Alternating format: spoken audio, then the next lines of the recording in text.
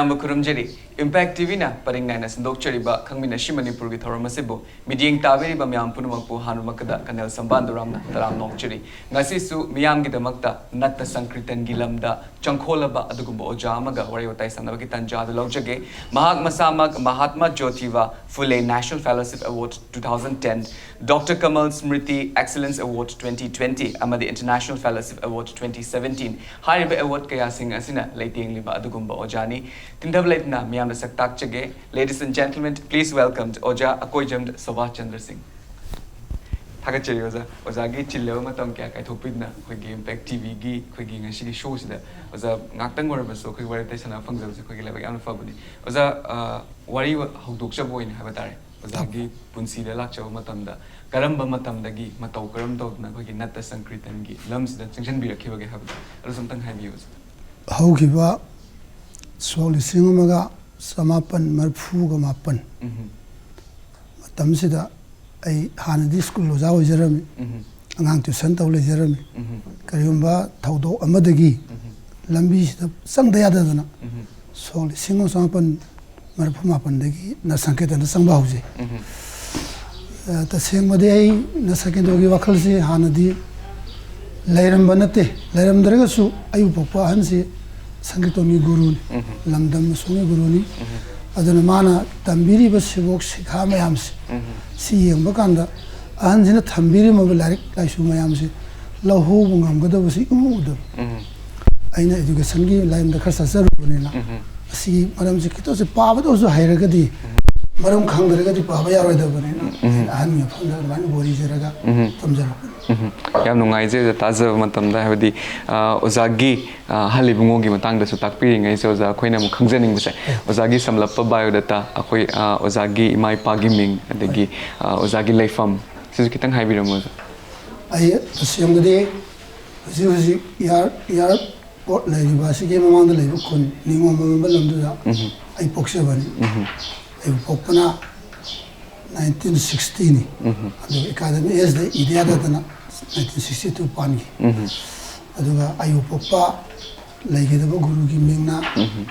Akoizan Bega Singh. Aduga Ayu Popi Imagi Mina Koizan Ombi Amuri Devi. Anima Nasankitonda Hindu Dharmasida Tapwang Sansalam Kambu Matani. Ayu Makoi Madotam Badika Wagani. And now I do some Tenazara Panina. The Palm the Palmagasu Lambishi the Kona. Some we were later the Vita. And Sahazakiba Anzigi, Tamangado put me Amzi. Oina, Mango, Tari Pandu Panda Sudan, Sakari, Lysin, Kalubudagi, Sanjara Kibani, Anzide, Mayana Tan, Mangahi, with the Karawai was asking the power, was asking the Tan Kunsuna Hibukrawai. I was the Tan the Poo with the day. I am a Tam Santam Zeramadi, Tankheim to Logan. I do Logan on the Lozina 1978 Moran Namisa Honga, Metek Doraga Honjera Sida. It Parmelo in Moran Kaiser Laser. Hoiza, Oza Makata Poina, Oza Gurudev Gaming Sudumpan Birioza, Sinata Bakoginata Sankritan Gilam Sida, Ozana Nasivo, Junction Biraki, Rapista Havatare, Ozabo Konkut Pide Natakirakiba, Atai Gurudev singing Labias, Katang Habios. Angasage. I will pop Hansina, I will Mangolus Tambi, Tambi Matamsida, Hansina Tapi, Pashas Lanavase, Karimadan Tontobi, Matobi, Nan Oza Amadina Hono. I would Hanu Guru or in Sinani, Larry was asking the Levak was asking in the Kangdom to Yaudi, in the Sinavada, Yabiru was from the Yaudi, Tapidana, Tango Island, Levaki Star in the Legiva, Ming Pandayadre. How is the Sanka Swabisida? Body Zaraga, the Sankaton Tambahuse. Aduga Matanga, Aribu Palahana, whose lady was Sessionata, Hanmanga is Sanaramba, Aribu Palacio, Moirangi, Parimum Kaidaleva, was up with the from the Kipangi, Aduga Monor Sahaba, Sanza, Tongan Bumale, Sina, Moranam Dungi, Coles get areas the labor. Was our Arkesana to Madaki Fangi. Smina, Sasha Hum, Sorana, no Sangaton Sali, Sasha Hum Mapunge, was asking the Kipangi. ꯌꯥꯝ ꯅꯨꯡꯉꯥꯏꯖꯔꯦ ꯇꯥꯖꯕ ꯃꯇꯝꯗ ꯑꯣꯖꯥ ꯅꯠꯇ ꯁꯪꯀ꯭ꯔꯤꯇꯟꯒꯤ ꯂꯝꯗ ꯑꯃꯨꯛ ꯑꯣꯖꯥ ꯑꯩꯈꯣꯏꯅ ꯆꯪꯁꯤꯟꯖꯔꯛꯀꯦ ꯑꯣꯖꯥ ꯉꯁꯤ ꯑꯣꯖꯥꯒ ꯌꯥꯝ ꯇꯥꯡꯅ ꯎꯅꯗꯕꯁꯤꯗ ꯍꯥꯏꯕ ꯇꯥꯔꯦ ꯑꯩꯈꯣꯏ ꯏꯟꯈꯠꯂꯛꯏꯕ ꯅꯍꯥꯁꯤꯡꯁꯤꯅꯁꯨ ꯅꯠꯇ ꯁꯪꯀ꯭ꯔꯤꯇꯟꯁꯦ ꯀꯔꯤꯅꯣ ꯍꯥꯏꯕꯗꯣ ꯑꯗꯨꯒꯤ ꯃꯇꯥꯡꯗꯁꯨ ꯑꯩꯈꯣꯏꯅ ꯈꯤꯇꯪ ꯈꯪꯖꯅꯤꯡꯉꯤ ꯑꯣꯖꯥ ꯑꯩꯈꯣꯏꯅ ꯅꯠ ꯁꯪꯀ꯭ꯔꯤꯇꯟꯁꯤꯗ ꯑꯩꯈꯣꯏꯅ ꯑꯣꯖꯥꯗꯒꯤ ꯈꯪꯖꯅꯤꯡꯕꯁꯦ ꯃꯥꯒꯤ ꯍꯤꯁꯇ꯭ꯔꯤ ꯑꯣꯐ ꯅꯠ ꯁꯪꯀ꯭ꯔꯤꯇꯟ ꯍꯥꯏꯕ ꯇꯥꯔꯦ ꯀꯔꯝꯕ ꯃꯇꯝꯗꯒꯤ ꯃꯅꯤꯄꯨꯔꯗ ꯅꯠ ꯁꯪꯀ꯭ꯔꯤꯇꯟ ꯆꯠꯅꯕ ꯍꯧꯔꯛꯈꯤꯕ ꯑꯃꯁꯨꯡ ꯑꯣꯖꯥ ꯃꯥꯒꯤ ꯀꯔꯤ ꯄꯔꯄꯁꯀꯤꯗꯃꯛꯇ ꯀꯔꯤ ꯃꯔꯝꯒꯤꯗꯃꯛꯇ ꯅꯠ ꯁꯪꯀ꯭ꯔꯤꯇꯟꯁꯦ ꯁꯨꯃꯥꯏꯅ ꯂꯤꯡꯈꯠꯈꯤꯕꯅꯣ ꯍꯥꯏꯕꯗꯣ ꯑꯗꯨꯒꯤ ꯃꯇꯥꯡꯗ ꯈꯤꯇꯪ ꯇꯥꯛꯄꯤꯔꯝꯃꯣ ꯑꯣꯖꯥꯅ ꯒꯨꯔꯨꯁꯤꯡꯅ ꯊꯝꯕꯤꯔꯝꯕ ꯈꯤꯇꯪ ꯅꯤꯡꯁꯤꯡꯖꯒꯦ ꯍꯥꯏꯕꯤꯌꯨ ꯑꯣꯖꯥ ꯁꯤꯗ ꯅꯠ ꯁꯪꯀ꯭ꯔꯤꯇꯟ ꯅꯠ ꯍꯥꯏꯕ ꯋꯥꯍꯩꯁꯤ ꯄꯜꯂꯛꯄ ꯇꯥꯔꯒꯗꯤ ꯚꯒꯦꯁꯟꯗ꯭ꯔ ꯃꯍꯥꯔꯥꯖ ꯃꯇꯝꯗꯒꯤ ꯃꯈꯥꯗꯒꯤ ꯅꯠ ꯁꯪꯀ꯭ꯔꯤꯇꯟ ꯍꯥꯏꯒꯅꯤ ꯑꯗꯨꯒꯤ ꯃꯃꯥꯡꯗ ꯂꯩꯔꯝꯕꯈꯩꯗꯤ ꯅꯠ ꯁꯪꯀ꯭ꯔꯤꯇꯟ ꯀꯧꯗꯦ ꯆꯨꯝꯅ ꯁꯪꯀ꯭ꯔꯤꯇꯟ ꯈꯛꯇ ꯀꯧꯏ ꯅꯠ ꯍꯥꯏꯕ ꯋꯥꯍꯩꯁꯦ ꯚꯒꯦꯁꯟꯗ꯭ꯔ ꯃꯍꯥꯔꯥꯖꯅ ꯍꯥꯞꯄꯤꯔꯝꯕꯅꯤ ꯃꯅꯤꯄꯨꯔꯗ तसेंबदी न अखोगी संकीर्तन नेबसे गौरांग महाप्रभुना हौदोकपिरमने हायदन लाइकते इ लेबी गौरांग महाप्रभु पोकपसे सही 500 समथिंग ओरे अदुगा मणिपुर संगपदी 7 हेले मसिद मयाम ngakpirum ba yago मणिपुर दा पालंबा कियाम महाराज से 1389 दा पालंबने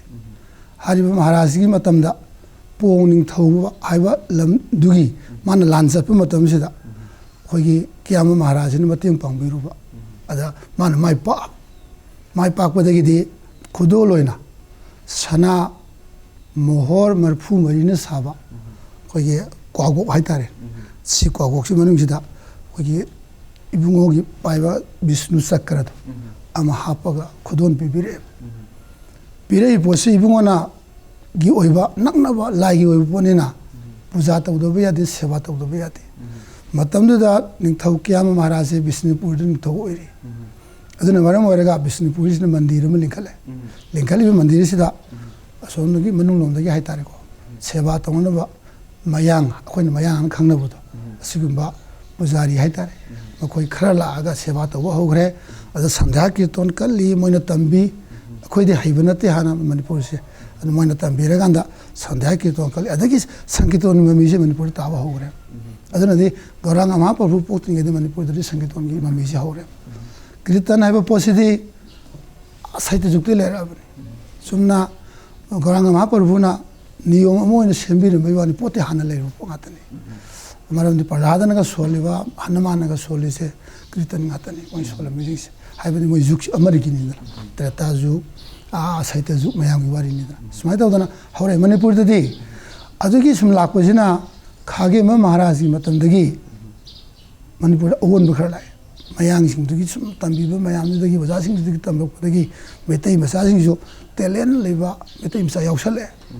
फोक की सही खुलंग सही लेरिबा मयाम जे सकपा हाइबदी ऑटोमेटिकली खोइदि ngang ngam हाइजरि खोइ मेतै की पिथोरप पोल खोइगी पोनिना अदु ngangi पोसिगा मा सोंदि पोरेबा सुरसिगा मिक्स तौसनरगांदा सेम होरे अदु बुने अरिबा पाला अरिबा सही हारिस अदु बांग्लादेश रोंदे लाको मियोइ सिंगा उनजनर सेमिने बनेना बांग्लादेश पाला हाइदना लेरि बांग्लादेश की सही है ना ममिंग इबिरमी अदु हुजिक खोइना नुहाइना बन अरिबा पाला न खंगनै सुमचा थरकपसिना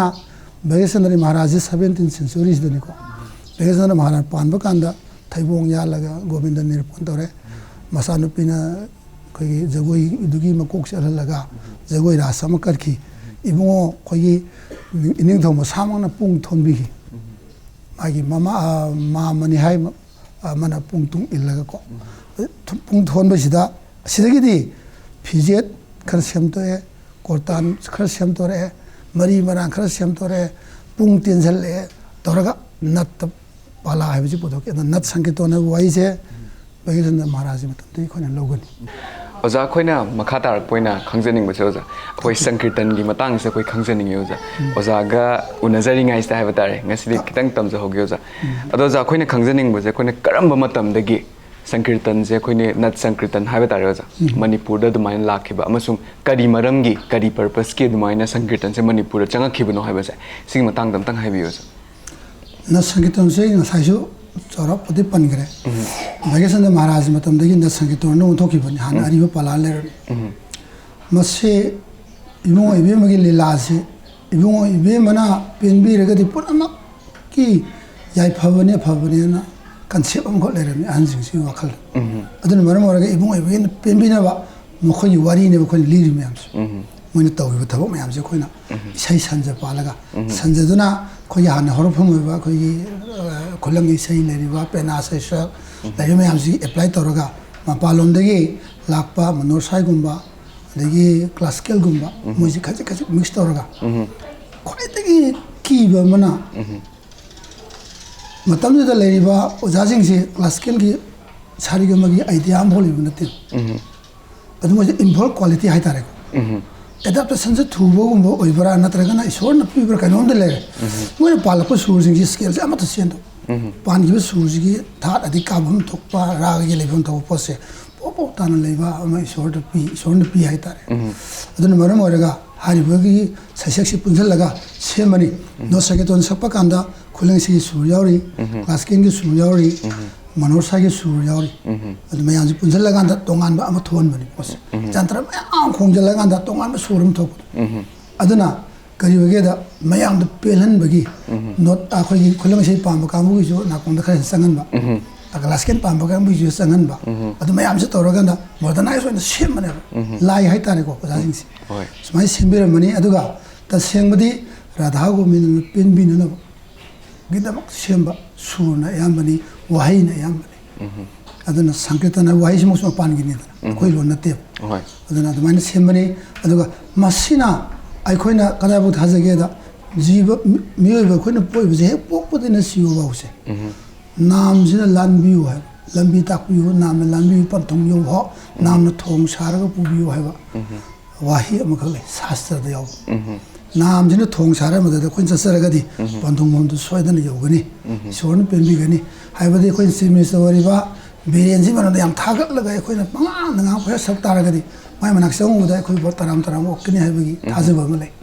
ꯑꯗꯨꯃꯥꯏꯅ ꯇꯧꯗꯅ ꯏꯕꯨꯡꯉꯣ ꯏꯕꯦꯝꯃ ꯑꯅꯤꯁꯤꯅ ꯍꯔꯥꯎꯅꯕ ꯄꯥꯟꯅꯕ ꯃꯣꯏ ꯋꯥꯔꯤ ꯂꯥꯏꯗꯤ ꯑꯔꯥꯟꯕ ꯇꯧꯗꯦ ꯑꯆꯨꯝꯕꯗꯅꯤ ꯃꯣꯏ ꯇꯧꯕꯁꯦ ꯃꯣꯏꯅ ꯇꯧꯕꯗꯨꯃꯛ ꯁꯦꯡꯅ ꯍꯥꯏꯕꯗ ꯃꯣꯏ ꯁꯥꯎꯗꯦ ꯑꯗꯨꯒꯤ ꯋꯥꯔꯤꯗꯨ ꯂꯤꯕꯤꯕꯅꯦꯕ ꯑꯩꯈꯣꯏꯅ ꯂꯤꯔꯤꯁꯦ ꯑꯗꯨꯃꯥꯏꯅ ꯇꯧꯔꯒ ꯐꯤꯖꯦꯠ ꯑꯃꯁꯨꯡ ꯂꯩꯔꯤꯕ ꯃꯣꯇꯤꯞ ꯍꯥꯏꯇꯥꯔꯦ ꯃꯣꯁꯟ ꯔꯥꯏꯝ ꯂꯩꯔꯤꯕ ꯄꯣꯠꯁꯤꯗꯤ ꯑꯩꯈꯣꯏꯒꯤ ꯂꯝꯁꯤꯒꯤꯅꯤ ꯃꯔꯝꯗꯤ ꯅꯔ ꯁꯪꯀꯤꯔꯇꯣꯟ ꯍꯥꯏꯕ ꯄꯣꯠꯁꯦ ꯑꯩꯈꯣꯏ ꯃꯅꯤꯄꯨꯔꯗ ꯍꯧꯔꯦ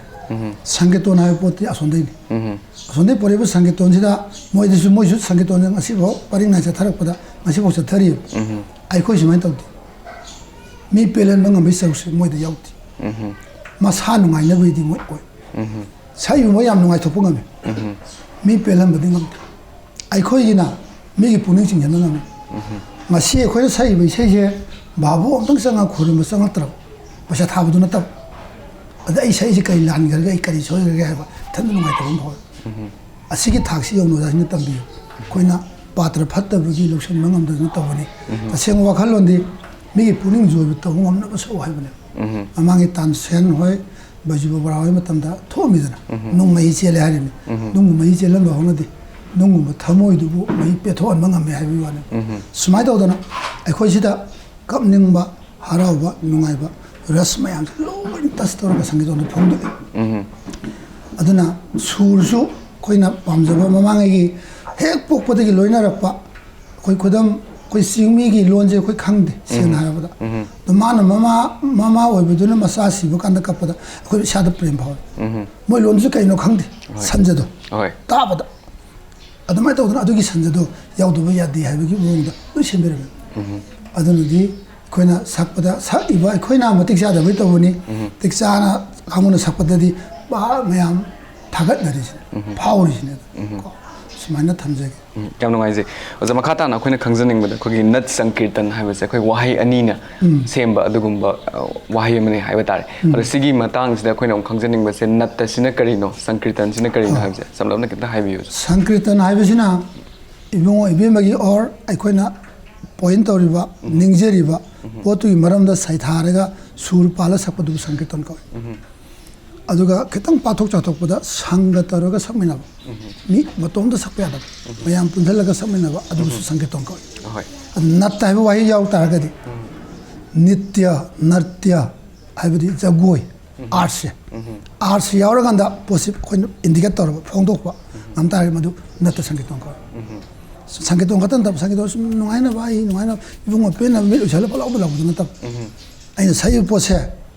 ꯁꯤꯗ ꯑꯩꯕꯨꯁꯨ ꯌꯦꯡꯅꯤꯡꯅꯕ ꯑꯥꯔꯠ ꯑꯃꯒ ꯂꯣꯏꯅꯅ ꯑꯩ ꯐꯣꯡꯗꯣꯛꯏꯕ ꯄꯣꯠꯁꯤꯗ ꯈꯨꯠꯇ ꯈꯪꯗꯦ ꯃꯤꯠꯇ ꯈꯪꯗꯦ ꯑꯃꯗ ꯈꯪꯗꯦ ꯋꯥꯍꯩꯗꯨ ꯑꯥꯔꯊꯁꯨ ꯐꯣꯡꯗꯣꯛꯄ ꯉꯝꯅꯕ ꯍꯣꯠꯅꯔꯛꯄ ꯑꯗꯨ ꯌꯥꯎꯔꯛꯇ꯭ꯔꯒꯗꯤ ꯃꯗꯨ ꯅꯠ ꯑꯣꯏ ꯐꯤꯖꯣꯜꯁꯨ 이봉원나 저거이 사보다 안강원이다 아마이 엄마 저거이 사보다 셀리가 드레스도 아두기 보니 뭐 군자가 다들 군이 너무 이뻤어 아두기 보도 저거이 사보다 신어봐 나트오바 니트오바 니트야지 저거이 하버니 아두기 보도기 서로 야오야 되나 상계단전 낫 하고 와이 합선만 나타 상계단은 수만 답을 모자지나 아니 하이지 랄람수 야이고 아니나 컨셉도서도 많이 내지 ꯌꯥꯝꯅꯁꯨ ꯐꯖꯕ ꯑꯗꯨꯒꯨꯝꯕ ꯃꯇꯥꯡꯅꯤ ꯍꯥꯏꯕ ꯇꯥꯔꯦ ꯑꯩꯈꯣꯏꯅꯁꯨ ꯅꯠ ꯁꯪꯀ꯭ꯔꯤꯇꯟꯁꯦ ꯑꯩꯈꯣꯏꯒꯤ ꯄꯨꯟꯁꯤꯔꯣꯜꯒ ꯑꯗꯨꯝ ꯊꯥꯒꯣꯟꯅꯕ ꯌꯥꯗꯅ ꯂꯩꯔꯒ ꯂꯥꯛꯄꯅꯦ ꯑꯗꯣ ꯑꯩꯈꯣꯏꯅ ꯃꯥꯒꯤ ꯃꯅꯨꯡꯒꯤ ꯑꯣꯏꯕ ꯑꯥꯔꯊꯗꯤ ꯈꯪꯗꯕ ꯇꯥꯔꯒꯁꯨ ꯉꯁꯤ ꯑꯣꯖꯥꯒ ꯊꯦꯡꯅꯖꯕ ꯃꯇꯝꯁꯦ ꯑꯩꯈꯣꯏꯅ ꯁꯤꯒꯤ ꯑꯥꯔꯊꯁꯦ ꯈꯪꯖꯕꯁꯦ ꯌꯥꯝ ꯅꯨꯡꯉꯥꯏꯖꯩ ꯑꯣꯖꯥ ꯑꯣꯖꯥ ꯃꯈꯥ ꯇꯥꯅ ꯑꯩꯈꯣꯏꯅ ꯈꯪꯖꯅꯤꯡꯕꯁꯦ ꯑꯩꯈꯣꯏꯒꯤ ꯃꯅꯤꯄꯨꯔꯗ ꯍꯧꯖꯤꯛ ꯆꯠꯅꯔꯤꯕ ꯅꯠ ꯁꯪꯀ꯭ꯔꯤꯇꯟꯁꯦ ꯁꯤꯗ ꯑꯩꯈꯣꯏꯅ ꯏꯁꯩ ꯁꯩꯁꯛꯇꯤ ꯀꯌꯥꯃꯨꯛ ꯂꯩꯒꯦ ꯃꯥꯒꯤ ꯇꯥꯏꯞ ꯑꯣꯐ ꯅꯠ ꯁꯪꯀ꯭ꯔꯤꯇꯟ ꯍꯥꯏꯇꯥꯔꯦ ꯁꯤꯒꯤ ꯃꯇꯥꯡ ꯑꯝꯇꯪ ꯍꯥꯏꯕꯤꯌꯨ ꯁꯪꯀꯤꯇꯟꯁꯦ ꯃꯅꯤꯄꯨꯔꯗ ꯆꯠꯅꯔꯤꯕ ꯁꯪꯀꯤꯇꯟꯁꯦ ꯃꯈꯜ ꯁꯨꯔꯦ ꯍꯥꯏꯕ ꯌꯥꯏ ꯄ꯭ꯔꯤꯊꯤꯕꯤꯗ ꯆꯠꯅꯕ ꯁꯪꯀꯤꯇꯟ ꯈꯨꯗꯤꯡꯃꯛ ꯃꯅꯤꯄꯨꯔꯗ ꯂꯩ ꯑꯗꯨꯝꯗꯤ ꯑꯣꯏꯔꯒ ꯃꯐꯝ ꯃꯇꯝ ꯅꯥꯏꯅ ꯁꯤꯖꯤꯟꯅꯩ ꯃꯤ ꯁꯤꯕ ꯅꯥꯕꯒꯤ ꯊꯕꯛ ꯂꯥꯛꯇꯥꯔꯒꯗꯤ ꯑꯩꯈꯣꯏꯅ ꯇꯝꯖꯔꯤꯕ ꯅꯔꯁ ꯁꯪꯀꯤꯇꯟꯁꯤꯒꯤ ꯄꯣꯠꯁꯤ ꯅꯠꯇꯅ ꯌꯥꯗꯕ ꯆꯨꯝꯅ ꯂꯩꯕꯥꯛꯀꯤ ꯍꯔꯥꯎꯕ ꯀꯨꯝꯍꯩ ꯀꯩꯒꯨꯝꯕ ꯑꯃ ꯐꯪꯁꯟ ꯑꯃ ꯇꯧꯕꯗ ꯆꯨꯝꯅ ꯊꯧ ꯍꯥꯏꯇꯥꯔꯒꯗꯤ ꯍꯥꯔꯃꯣꯅꯤꯌꯝ ꯑꯃ ꯄꯥꯔ ꯁꯛꯅꯤꯡꯕ ꯃꯑꯣꯡꯗ ꯁꯛꯄ ꯌꯥꯕꯒꯤ ꯄꯣꯏꯁꯟ ꯂꯩ ꯑꯗꯨꯒ ꯖꯤꯕ ꯑꯃꯨꯛ ꯂꯥꯟꯍꯟꯅꯕ ꯁꯛꯂꯛ ꯇꯥꯔꯒꯗꯤ ꯑꯩꯈꯣꯏ ꯐꯤꯖꯦꯠ ꯆꯨꯝꯗꯕ ꯌꯥꯗꯦ ꯁꯛꯐꯝ ꯆꯨꯝꯗꯕ ꯌꯥꯗꯦ ꯐꯤꯒꯔ ꯆꯨꯝꯗꯕ ꯌꯥꯗꯦ ꯋꯥꯈꯜ ꯆꯨꯝꯗꯕ ꯌꯥꯗꯦ ꯈ꯭ꯋꯥꯏ ꯃꯔꯨꯑꯣꯏꯅ ꯋꯥꯈꯜ ꯆꯨꯝꯗꯕ ꯌꯥꯗꯦ ꯁꯪꯀꯤꯇꯟꯗ ꯑꯩꯈꯣꯏꯅ ꯍꯧꯖꯤꯛꯇ ꯎꯔꯤꯕ ꯈꯩꯅꯤꯒ ꯂꯥꯟꯅꯔ ꯆꯥꯅꯔꯤꯕ ꯀ꯭ꯋꯥꯒ ꯆꯥꯔꯤꯁꯤ ꯃꯁꯤꯗꯤ ꯌꯥꯝ ꯗꯣꯁ ꯆꯥꯎꯔꯕ ꯄꯣꯠ ꯃꯃꯥꯡꯗ ꯆꯥꯕꯤꯌꯨ ꯇꯨꯡꯗ ꯆꯥꯕꯤꯌꯨ ꯁꯪꯀꯤꯇꯟꯅ ꯍꯧꯈꯤꯕꯗꯒꯤꯗꯤ ꯋꯥꯈꯜꯁꯦ ꯑꯦꯛ ꯑꯣꯏꯅ ꯑꯃꯈꯛꯇ ꯑꯣꯏꯅ ꯏꯕꯨꯡꯉꯣ ꯏꯕꯦꯝꯃ ꯐꯪꯅ ꯉꯁꯥꯏ ꯖꯤꯕꯁꯤ ꯂꯥꯟꯕ ꯂꯥꯟꯗꯕ ꯄꯨꯛꯇꯣꯛ ꯇꯧꯊꯣꯛꯑꯒ ꯏꯕꯨꯡꯉꯣ ꯐꯪꯅꯅꯕ ꯂꯝꯕꯤꯁꯤꯗ ꯑꯩꯁꯨ ꯌꯥꯎꯒꯗꯕꯅꯤ ꯄꯣꯠꯁꯦ ꯀꯗꯥꯏꯐꯥꯎ ꯌꯥꯎꯔꯛꯀꯅꯤ ꯚꯥꯕꯣꯛꯁꯨ ꯌꯥꯎꯔꯛꯀꯅꯤ ꯚꯥꯕꯣꯛꯅꯦ ꯑꯩꯅꯦ ꯊꯧꯕꯨꯅꯦ ꯑꯍꯨꯝꯁꯦ ꯀꯅꯥꯅ ꯁꯝꯅꯍꯟꯅꯤ ꯑꯔꯥꯡꯕꯝꯅ ꯁꯝꯅꯍꯟꯅꯤ ꯍꯥꯏꯔꯤꯕ ꯑꯩꯈꯣꯏ ꯃꯔꯤꯁꯤꯅ ꯆꯞ ꯃꯥꯟꯅꯕ ꯋꯥꯈꯜꯂꯣꯟꯗ ꯀꯔꯤꯒꯨꯝꯕ ꯄꯣꯠ ꯑꯃ ꯑꯩꯈꯣꯏꯅ ꯄꯥꯡꯊꯣꯛ ꯇꯥꯔꯒꯗꯤ ꯃꯪꯒꯣꯜ ꯑꯣꯏꯔꯣꯏꯗꯕꯒꯤ ꯃꯔꯝ ꯂꯩꯇꯦ ꯑꯗꯨꯅ ꯑꯁꯤꯒꯤ ꯖꯨꯛꯇꯤꯁꯤ ꯑꯣꯏꯕ ꯉꯝꯗꯕꯗꯨꯅ ꯑꯁꯣꯏꯕ ꯃꯌꯥꯝ ꯂꯥꯛꯏꯕꯅꯤ ꯑꯗꯨ ꯃꯁꯤꯗꯤ ꯌꯥꯔꯤꯈꯩ ꯄꯨꯛꯅꯤꯡ ꯑꯗꯨꯅ ꯑꯔꯥꯡꯕꯝ ꯃꯀꯣꯛꯇꯣ ꯅꯨꯃꯤꯠꯇꯨ ꯆꯔꯥ ꯍꯦꯜꯂꯦ ꯁꯣꯔꯥꯠ ꯃꯇꯝꯗ ꯏꯁꯩ ꯁꯛꯄꯁꯨ ꯆꯔꯥ ꯍꯦꯜꯂꯨ ꯍꯥꯏꯕ ꯂꯩ ꯄꯨꯡꯒꯤ ꯃꯀꯣꯛ ꯆꯠꯄꯁꯨ ꯅꯨꯃꯤꯠꯁꯤꯡꯗ ꯆꯔꯥ ꯍꯦꯜꯂꯨ ꯍꯥꯏꯕ ꯂꯩ ꯉꯥꯛꯄ ꯉꯝꯅꯗꯦ ꯉꯝꯃꯒꯗꯤ ꯍꯦꯟꯅ ꯐꯗꯣꯏꯕꯅꯤ ꯑꯗꯨꯅ ꯃꯁꯤꯗꯤ ꯈꯤꯇꯪ ꯑꯩꯈꯣꯏꯒꯤꯗ ꯂꯥꯏ ꯍꯔꯥꯎꯕꯒꯨꯝꯕ ꯀꯔꯤꯒꯨꯝꯕ ꯄꯣꯠꯁꯤꯗꯒꯤ ꯂꯧꯕ ꯁꯨꯔꯁꯨ ꯃꯌꯥꯝ ꯌꯥꯎꯔꯤ ꯊꯥꯗꯣꯛꯄ ꯌꯥꯗꯕ ꯂꯥꯏꯕꯧ ꯆꯣꯡꯕꯒꯤ ꯖꯒꯣꯏ ꯑꯗꯒꯤ ꯑꯥꯔꯠ ꯃꯌꯥꯝꯁꯦ ꯑꯩꯈꯣꯏ ꯃꯦꯟ ꯁꯥꯒꯠꯂꯤꯁꯤꯃꯛ ꯂꯥꯏ ꯍꯔꯥꯎꯕꯒꯤ ꯁꯨꯔꯗꯒꯤ ꯂꯧꯔꯤ ꯂꯥꯏ ꯍꯔꯥꯎꯕꯒꯤ ꯍꯦ ꯍꯦ ꯍꯥ ꯍꯥꯒ ꯂꯥꯎꯕ ꯑꯩꯈꯣꯏꯒꯤ ꯂꯥꯏꯕꯧ ꯁꯥꯕꯗ ꯆꯠꯂꯤꯗꯣ ꯑꯗꯨꯒꯤ ꯄꯣꯠꯇꯨ ꯈꯖꯤꯛ ꯊꯩꯗꯣꯛꯑꯒ ꯃꯥꯟꯗꯅꯕ ꯇꯧꯔꯒ ꯃꯄꯨꯡꯗꯤ ꯑꯗꯨꯅꯦꯕ ꯂꯥꯛꯄꯁꯦ ꯂꯥꯏꯒꯤ ꯊꯧꯔꯝꯗꯒꯤ ꯄꯣꯠꯁꯤ ꯂꯧꯕ ꯉꯥꯛꯇꯅꯦ ꯑꯗꯨꯅ ꯀꯥꯏꯍꯩꯗꯕ ꯇꯣꯏꯍꯩꯗꯕ ꯔꯥꯒ ꯃꯇ ꯑꯣꯏꯔꯁꯨ ꯏꯍꯩꯗꯦꯒ ꯍꯥꯏꯔꯝꯃꯤꯕ ꯁꯤꯒꯤ ꯃꯇꯥꯡꯁꯤꯁꯨ ꯈꯤꯇꯪ ꯃꯇꯥꯡ ꯆꯥꯔꯤꯉꯩꯗ ꯄꯟꯖꯍꯧꯒꯦ ꯔꯥꯒꯁꯤ ꯏꯍꯩꯗꯦ ꯍꯥꯏꯕꯁꯤꯒꯤ ꯑꯔꯊꯁꯦ ꯑꯩꯅ ꯌꯥꯝ ꯀꯟꯅ ꯅꯩꯅꯖꯩ ꯃꯔꯝꯗꯤ ꯃꯃꯥꯡꯉꯩꯗ ꯑꯣꯖꯥꯁꯤꯡ ꯏꯁꯩ ꯇꯧꯕꯤꯔꯝꯕꯁꯤꯡꯁꯤ ꯂꯥꯏꯔꯤꯛ ꯍꯩꯕ ꯑꯝꯇ ꯌꯥꯎꯗꯦ ꯑꯗꯨꯅ ꯃꯔꯝ ꯑꯣꯏꯔꯒ ꯏꯕꯁꯤ ꯃꯈꯣꯏ ꯍꯩꯇꯦ 이루어가 란네 이거래가디 소이기네는 어자징이나 라가의 타복시티 이금지고 이해이디 하이버니 어쨌든 이바해래 이바해라면 이해래 하이따래 아저가 이더버기 망제버나 이호더버나 말은 뭐래가 라가 사트레 산디판에는 망가 마기 literary sources 레호더버니 나 아이온데 너는 따오래 너는 못다 아이온데 낭 여러보다 계속 빠이그래 나는 낭이 와칼론 따로 마탕을 내그래 야 미론 따라 수록법 간다디 아로이부들이 많아더래 라가지 막할 아니 더래 아이지 오자래 때문에 아이지 오자래 때문에 하나 거기 메신 연의 보티 허로 폼들이 아무데도 허로 보내 시 이래가 사리게마다 폼 따로 담비름 따라가디 아주리 옛날이더라 에실레리즈네 낭도 라래 낭도 숨매다 아주 오자생 아무나 사리게마다 라가 서훔 폼비래 마시우 아이 방문부터 하라고지 로래 망오를 고원에 칼로부터 스마이 떠잖아 라가 망한드래 뽕기 딴기 물론 망한드래 그지 노대선 돌아버리나 꼭 딴신네 보고이나 바저리지 상기도한다 클래스케 또 보고 아무나 끼리지 또 딴이 샤나샤가 솔롬 떨어간다 풍도 보시네 보면은 끼리지 뭐이디 마이크로폴 시나가 식사보는 권지엔 극시너니 딴바이는 딴도 그 얘기니 더블아는 더블아도 얘기니 마마이 아무도 그것도 말 놓는 거 간데 아이코디 와칼 어머리네 볼 떨어살리지 아이 모습 파자니 아니 액팅도 파자니 제조인 사건이 아주 오늘 마이크로폰 시너는데 다는 무슨 나오니 misa mate la potana ba lawa se local am sange aduna adu mayam do adu sang pasida kotan ji ma thau yam le hoi kotan yaw do sum ma sani photo sakpada mi pelan ma wa kane music ate yaw sunate punga kotan hatana menjal laga yana bo honare ni adun di kotan maron se sida mayam na kinari bone na kotan maron ji preserve tongno ba thamna ba se matan video thok sunate video camera thok sunate kamai to thamgade have sini bulurse namdabuna maram oraga kotan maron ju mayam mangra adu waza naksanna sanobu kambu khale hobuduna lehobudur tung lebi wan yam mangra bani lona adu si mangbase mangdana ma kai doji na aina yam khal doji ita waza bai tar kotan maron mangi dore adu waza badagi sona sambidana ayu popu guru sina brahma talaba talam le tanje tan tha tarasi isai sigi lubase kalu isai sanja lubana tab isai ji marakta kayu kai har ma isai ma kokte ma hudu yaro marakta me yade adu gi matu luba tan si tan jaina bhona bada sentence ma khata haidokpa thaba khetpa sumain toba ni khat khangdaba iba yado potna ye heta sentence sam ko phange only one sentence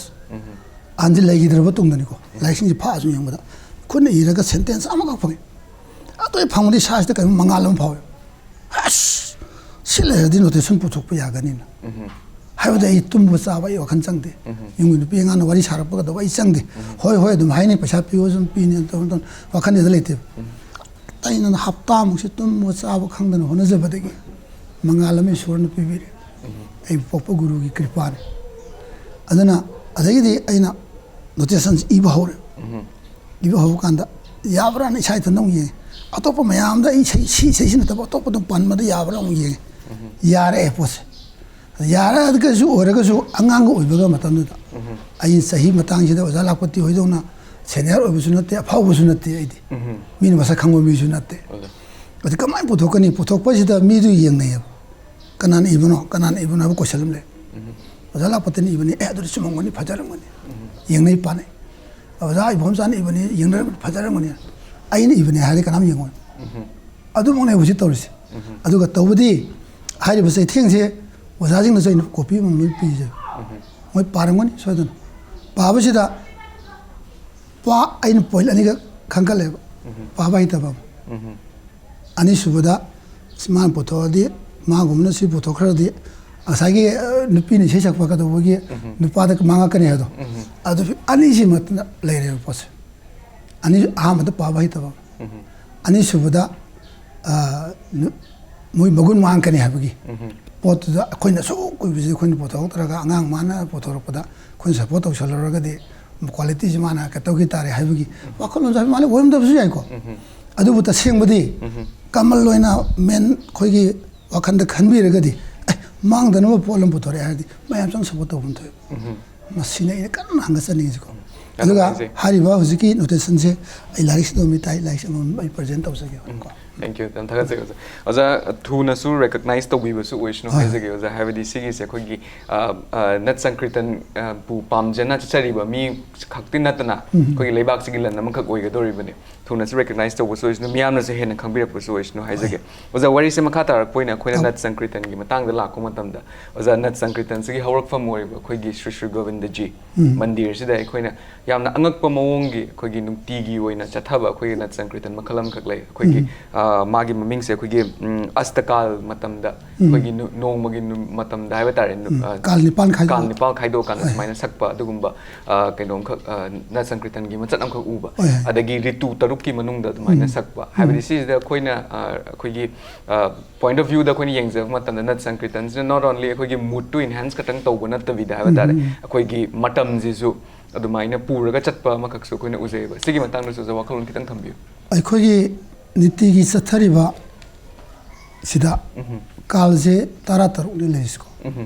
ta to mundan nungdin ayum nungdin gi nipalama nungdang gi nipalama nipal ani ta to mi aya mana sanari je ayum nungdin gi perasida ni sanari se kal nipan do kai do pung kumari sibam da tain thoini nungdin le do se nungdang na le do ni hari ba saruk sida pungjing kaji yen thona raga kal adi matam hai bani asta adi nipal hai bani ꯀꯥꯜ ꯅꯤꯄꯥꯜ ꯍꯥꯏꯕꯅꯦꯕ ꯅꯤꯄꯥꯜ ꯊꯣꯛꯅ ꯌꯦꯟꯊꯣꯛꯑꯦ ꯃꯥꯟꯅꯗꯦ minute ꯈꯔ ꯈꯔ ꯂꯣꯏ ꯈꯦꯠꯅꯩ ꯆꯤꯟꯐꯥꯃꯛꯇꯤ ꯄꯨꯕ ꯉꯝꯖꯗ꯭ꯔꯦ ꯑꯃꯒꯁꯤ ꯑꯃꯅ ꯄꯨꯡ 2ꯅ ꯁꯥꯏ ꯑꯃꯅ ꯑꯃꯠꯇꯅ ꯁꯥꯕꯁꯨ ꯌꯥꯎꯏ ꯑꯃ ꯃꯤꯅꯤꯠ ꯅꯤꯐꯨ ꯃꯉꯥꯅ ꯁꯥꯕꯁꯨ ꯌꯥꯎꯔꯤ ꯌꯥꯝ ꯀꯨꯞꯅ ꯂꯥꯏꯔꯤꯛꯇ ꯂꯩ ꯑꯗꯨꯝꯕꯗꯤ ꯑꯩ ꯆꯤꯟꯐꯥ ꯄꯨꯕ ꯍꯥꯏꯕ ꯉꯝꯖꯗ꯭ꯔꯦꯀꯣ ꯀꯥꯜ ꯅꯤꯄꯥꯜꯁꯤꯗ ꯏꯕꯨꯡꯉꯣꯒꯤ ꯂꯤꯂꯥꯁꯤ ꯇꯣꯡꯉꯥꯜꯂꯦꯕ ꯏꯕꯨꯡꯉꯣ ꯏꯕꯦꯝꯃꯒꯤ ꯂꯤꯂꯥꯁꯤ ꯈꯨꯗꯝ ꯑꯩꯈꯣꯏꯁꯨ ꯑꯗꯨꯃꯥꯏ ꯌꯥꯍꯧꯔꯛꯄꯗ ꯍꯦꯛ ꯌꯥꯍꯧꯔꯛꯄꯒ ꯇꯧꯔꯤ ꯊꯕꯛꯇꯨꯒ ꯃꯊꯪ ꯇꯧꯔꯛꯄꯗꯨꯒ ꯉꯥꯏꯍꯥꯛ ꯂꯩꯔ ꯇꯧꯔꯛꯄꯗꯨ ꯆꯥꯛꯆꯥ ꯃꯇꯝ ꯇꯧꯕꯗꯨꯒ ꯑꯝꯇ ꯃꯥꯟꯅꯗꯦꯕ ꯑꯗꯨꯃꯥꯏꯅ ꯇꯧꯅ ꯏꯕꯨꯡꯉꯣꯒꯤ ꯏꯕꯦꯝꯃ ꯂꯤꯂꯥꯁꯦ ꯅꯤꯄꯥꯜ ꯊꯣꯛꯅ ꯈꯥꯏꯗꯣꯛꯑꯦꯕ ꯅꯨꯡꯊꯤꯟꯒꯤ ꯃꯇꯝꯁꯤꯗꯀꯣ ꯍꯦꯛ ꯌꯥꯍꯧꯔꯛꯄꯗꯒꯤꯅ ꯁꯟꯗ꯭ꯌꯥꯐꯥꯎꯁꯦ ꯈꯥꯏꯗꯣꯛꯏꯕꯁꯤꯒꯤ ꯁꯥꯟꯅꯔꯤꯕ ꯂꯤꯂꯥꯁꯤꯡꯗꯣ ꯇꯥꯛꯄꯅꯤꯗ ꯅꯤꯄꯥꯜ ꯊꯣꯛꯅ ꯇꯥꯛꯄꯅꯤ ꯑꯗꯨ ꯃꯔꯝꯗꯨꯗ ꯀꯣꯟꯅ ꯁꯛꯄꯅꯤ ꯁꯟꯖꯗꯤ ꯄꯥꯅꯤꯡꯕ ꯁꯟꯖ ꯄꯥꯟꯕ ꯌꯥꯏ ꯌꯩꯅꯤꯡꯕ ꯇꯥꯟ ꯌꯩꯕ ꯌꯥꯏ ꯐꯣꯡꯗꯣꯛꯄꯗꯗꯤ ꯍꯥꯏꯔꯤꯕꯗ ꯇꯁ ꯇꯧꯗꯕꯗꯤ ꯌꯥꯗꯦ ꯑꯗꯨꯃꯥꯏꯅ ꯑꯗꯨꯒꯤ ꯄꯣꯠꯇꯨ ꯐꯣꯡꯗꯣꯛꯄꯗꯨꯕꯨ ꯀꯥꯜ ꯅꯤꯄꯥꯜ ꯐꯣꯡꯗꯣꯛꯄ ꯑꯁꯇ ꯀꯥꯜ ꯍꯥꯏꯗꯅ ꯑꯗꯨꯃꯥꯏꯅ ꯑꯣꯖꯥꯁꯤꯡꯅ ꯊꯝꯕꯤꯔꯝꯃꯤ ꯍꯥꯏꯕꯗꯤ ꯑꯩꯈꯣꯏꯒꯤ ꯂꯥꯏꯅꯨꯡꯁꯤꯗ ꯑꯩꯈꯣꯏꯒꯤ ꯏꯕꯨꯡꯉꯣ ꯏꯕꯦꯝꯃꯒꯤ ꯍꯣꯏ ꯃꯨꯔꯇꯤꯁꯦ ꯑꯣꯏꯅ ꯂꯩꯕ ꯇꯥꯔꯒꯁꯨ ꯂꯥꯏꯒꯤ ꯃꯄꯥꯟꯁꯤꯗ ꯍꯥꯏꯕ ꯇꯥꯔꯦ ꯃꯄꯥꯟꯁꯤꯗ ꯏꯕꯨꯡꯉꯣꯒꯤ ꯂꯤꯂꯥꯗꯣ ꯑꯩꯈꯣꯏꯅ ꯁꯪꯀꯤꯔꯇꯟ ꯑꯣꯏꯅ ꯁꯩꯊꯥꯕ ꯁꯥꯟꯅꯕꯅꯦꯕ ꯍꯥꯏꯇꯥꯔꯦ ꯁꯩꯊꯥꯕ ꯌꯥꯝ ꯐꯖꯩꯀꯣ ꯑꯣꯖꯥ ꯍꯥꯏꯕꯗꯤ ꯁꯤꯒꯤ ꯀꯣꯟꯁꯦꯞꯁꯤꯁꯨ ꯑꯩꯈꯣꯏꯅ ꯌꯥꯝ ꯇꯝꯖꯅꯤꯡꯉꯥꯏꯅꯦ ꯍꯥꯏꯕ ꯇꯥꯔꯦ ꯍꯥꯏꯕꯗꯤ ꯂꯥꯏꯁꯤꯕꯨ ꯑꯩꯈꯣꯏꯒꯤ ꯃꯤ ꯑꯣꯏꯅ ꯑꯩꯈꯣꯏꯒꯤ ꯅꯤꯡꯁꯤꯡꯕꯤꯕꯗꯣ ꯑꯗꯨꯒꯤ ꯚꯛꯇꯤꯒꯤ ꯌꯥꯝꯅ ꯑꯆꯧꯕ ꯑꯃꯁꯨꯡ ꯌꯥꯝꯅ ꯑꯋꯥꯡꯕ ꯔꯁꯅꯦ ꯍꯥꯏꯖꯒꯦ ꯑꯣꯖꯥ ꯑꯣꯖꯥ ꯃꯈꯥ ꯇꯥꯅ ꯃꯃꯥꯡꯗꯁꯨ ꯑꯣꯖꯥꯅ ꯄꯟꯕꯤꯈꯤꯕ ꯃꯇꯝꯗ ꯑꯩꯈꯣꯏꯒꯤ ꯑꯔꯤꯕ ꯄꯂꯥ ꯍꯥꯏꯗꯅ ꯑꯃꯈꯛꯁꯨ ꯄꯟꯕꯤꯈꯤ ꯍꯧꯖꯤꯛꯀꯤ ꯑꯩꯅ ꯑꯃꯨꯛ ꯈꯪꯖꯅꯤꯡꯕꯁꯤꯅ ꯑꯣꯖꯥ ꯍꯧꯖꯤꯛꯀꯤ ꯃꯃꯥꯡꯗ ꯂꯩꯔꯝꯃꯤꯕ ꯑꯔꯤꯕ ꯄꯂꯥꯁꯤꯒ ꯑꯩꯈꯣꯏꯒꯤ ꯍꯧꯖꯤꯛꯀꯤ ꯑꯅꯧꯕ ꯑꯩꯈꯣꯏꯒꯤ ꯍꯧꯖꯤꯛ ꯆꯠꯅꯔꯤꯕ ꯁꯩꯁꯛ ꯍꯥꯏꯕ ꯇꯥꯔꯦꯀꯣ ꯁꯤꯒꯤ ꯈꯦꯠꯅꯕꯁꯤꯅ ꯀꯔꯤꯅꯣ ꯑꯣꯖꯥ ꯗꯦꯃꯣꯟꯁꯇ꯭ꯔꯦꯁꯟꯒꯨꯝꯕ ꯈꯤꯇꯪ ꯇꯧꯕꯤꯔꯒꯗꯤ ꯑꯩꯈꯣꯏꯅꯁꯨ ꯈꯪꯖꯕꯗ ꯑꯃꯨꯛ ꯍꯦꯟꯅ ꯂꯥꯏꯒꯗꯧꯕ ꯑꯁꯤ ꯈꯦꯠꯅꯕꯁꯦ ꯏꯍꯥꯟ ꯍꯥꯟꯕꯗ ꯐꯤꯖꯣꯜ ꯈꯔ ꯈꯦꯠꯅꯩ ꯐꯤꯖꯣꯜꯁꯦ ꯑꯌꯥꯝꯕꯅ ꯃꯥꯟꯅꯩ ꯀꯣꯌꯦꯠ ꯍꯥꯞꯄꯝꯕ ꯆꯥꯡꯁꯤꯒꯤ ꯈꯔ ꯄꯤꯛꯁꯜꯂꯛꯀꯅꯤ ꯑꯇꯩ ꯐꯤꯖꯦꯠ ꯑꯇꯩꯗꯤ ꯃꯥꯟꯅꯔꯦ ꯀꯔꯇꯥꯟꯁꯤꯃ ꯄꯨꯔꯥ ꯈꯦꯠꯅꯔꯦ ꯀꯔꯇꯥꯟꯁꯦ ꯍꯥꯟꯅꯒꯤꯗꯤ ꯃꯃꯥꯏ ꯄꯥꯛꯄ ꯏꯄꯥ ꯄꯥꯕ ꯑꯃꯅ ꯑꯣꯏꯒꯅꯤ ꯃꯔꯤꯁꯨ ꯀꯥꯞ ꯑꯃ ꯍꯨꯏ ꯑꯃꯗ ꯍꯦꯟꯅ ꯁꯥꯡꯕ ꯌꯥꯗꯦ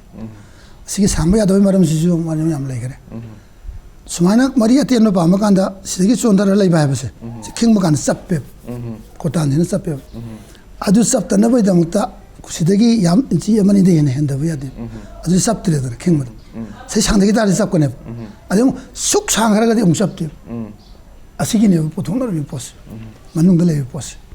ꯑꯗꯨꯃꯥꯏꯅ ꯇꯧꯅ ꯀꯣꯔꯇꯥꯟꯁꯤꯃ ꯈꯦꯠꯅꯔꯦꯀꯣ ꯃꯈꯣꯟ ꯈꯦꯠꯅꯔꯦ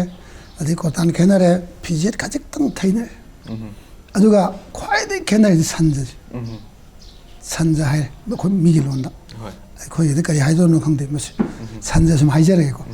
ꯁꯟꯖꯁꯤꯃ ꯄꯨꯔꯥ ꯈꯦꯠꯅꯔꯦ ꯈꯨꯗꯝ ꯃꯃꯥꯡꯉꯩꯒꯤ ꯔꯥꯒꯗ ꯂꯩꯔꯝꯃꯤꯁꯦ ꯔꯤ ꯔꯤ ꯔꯤ ꯇꯣ ꯅ ꯅ ꯅ ꯑꯍꯥ ꯔꯤꯠ ꯅ ꯅ ꯅ ꯅ ꯅ ꯅ ri ri ri to ye e ye e e e ye ta aha ri i rit na na na na na na ꯏꯁꯩꯁꯤ ꯃꯇꯨꯝ ꯃꯇꯨꯝ ꯍꯥꯏꯒꯅꯦꯕ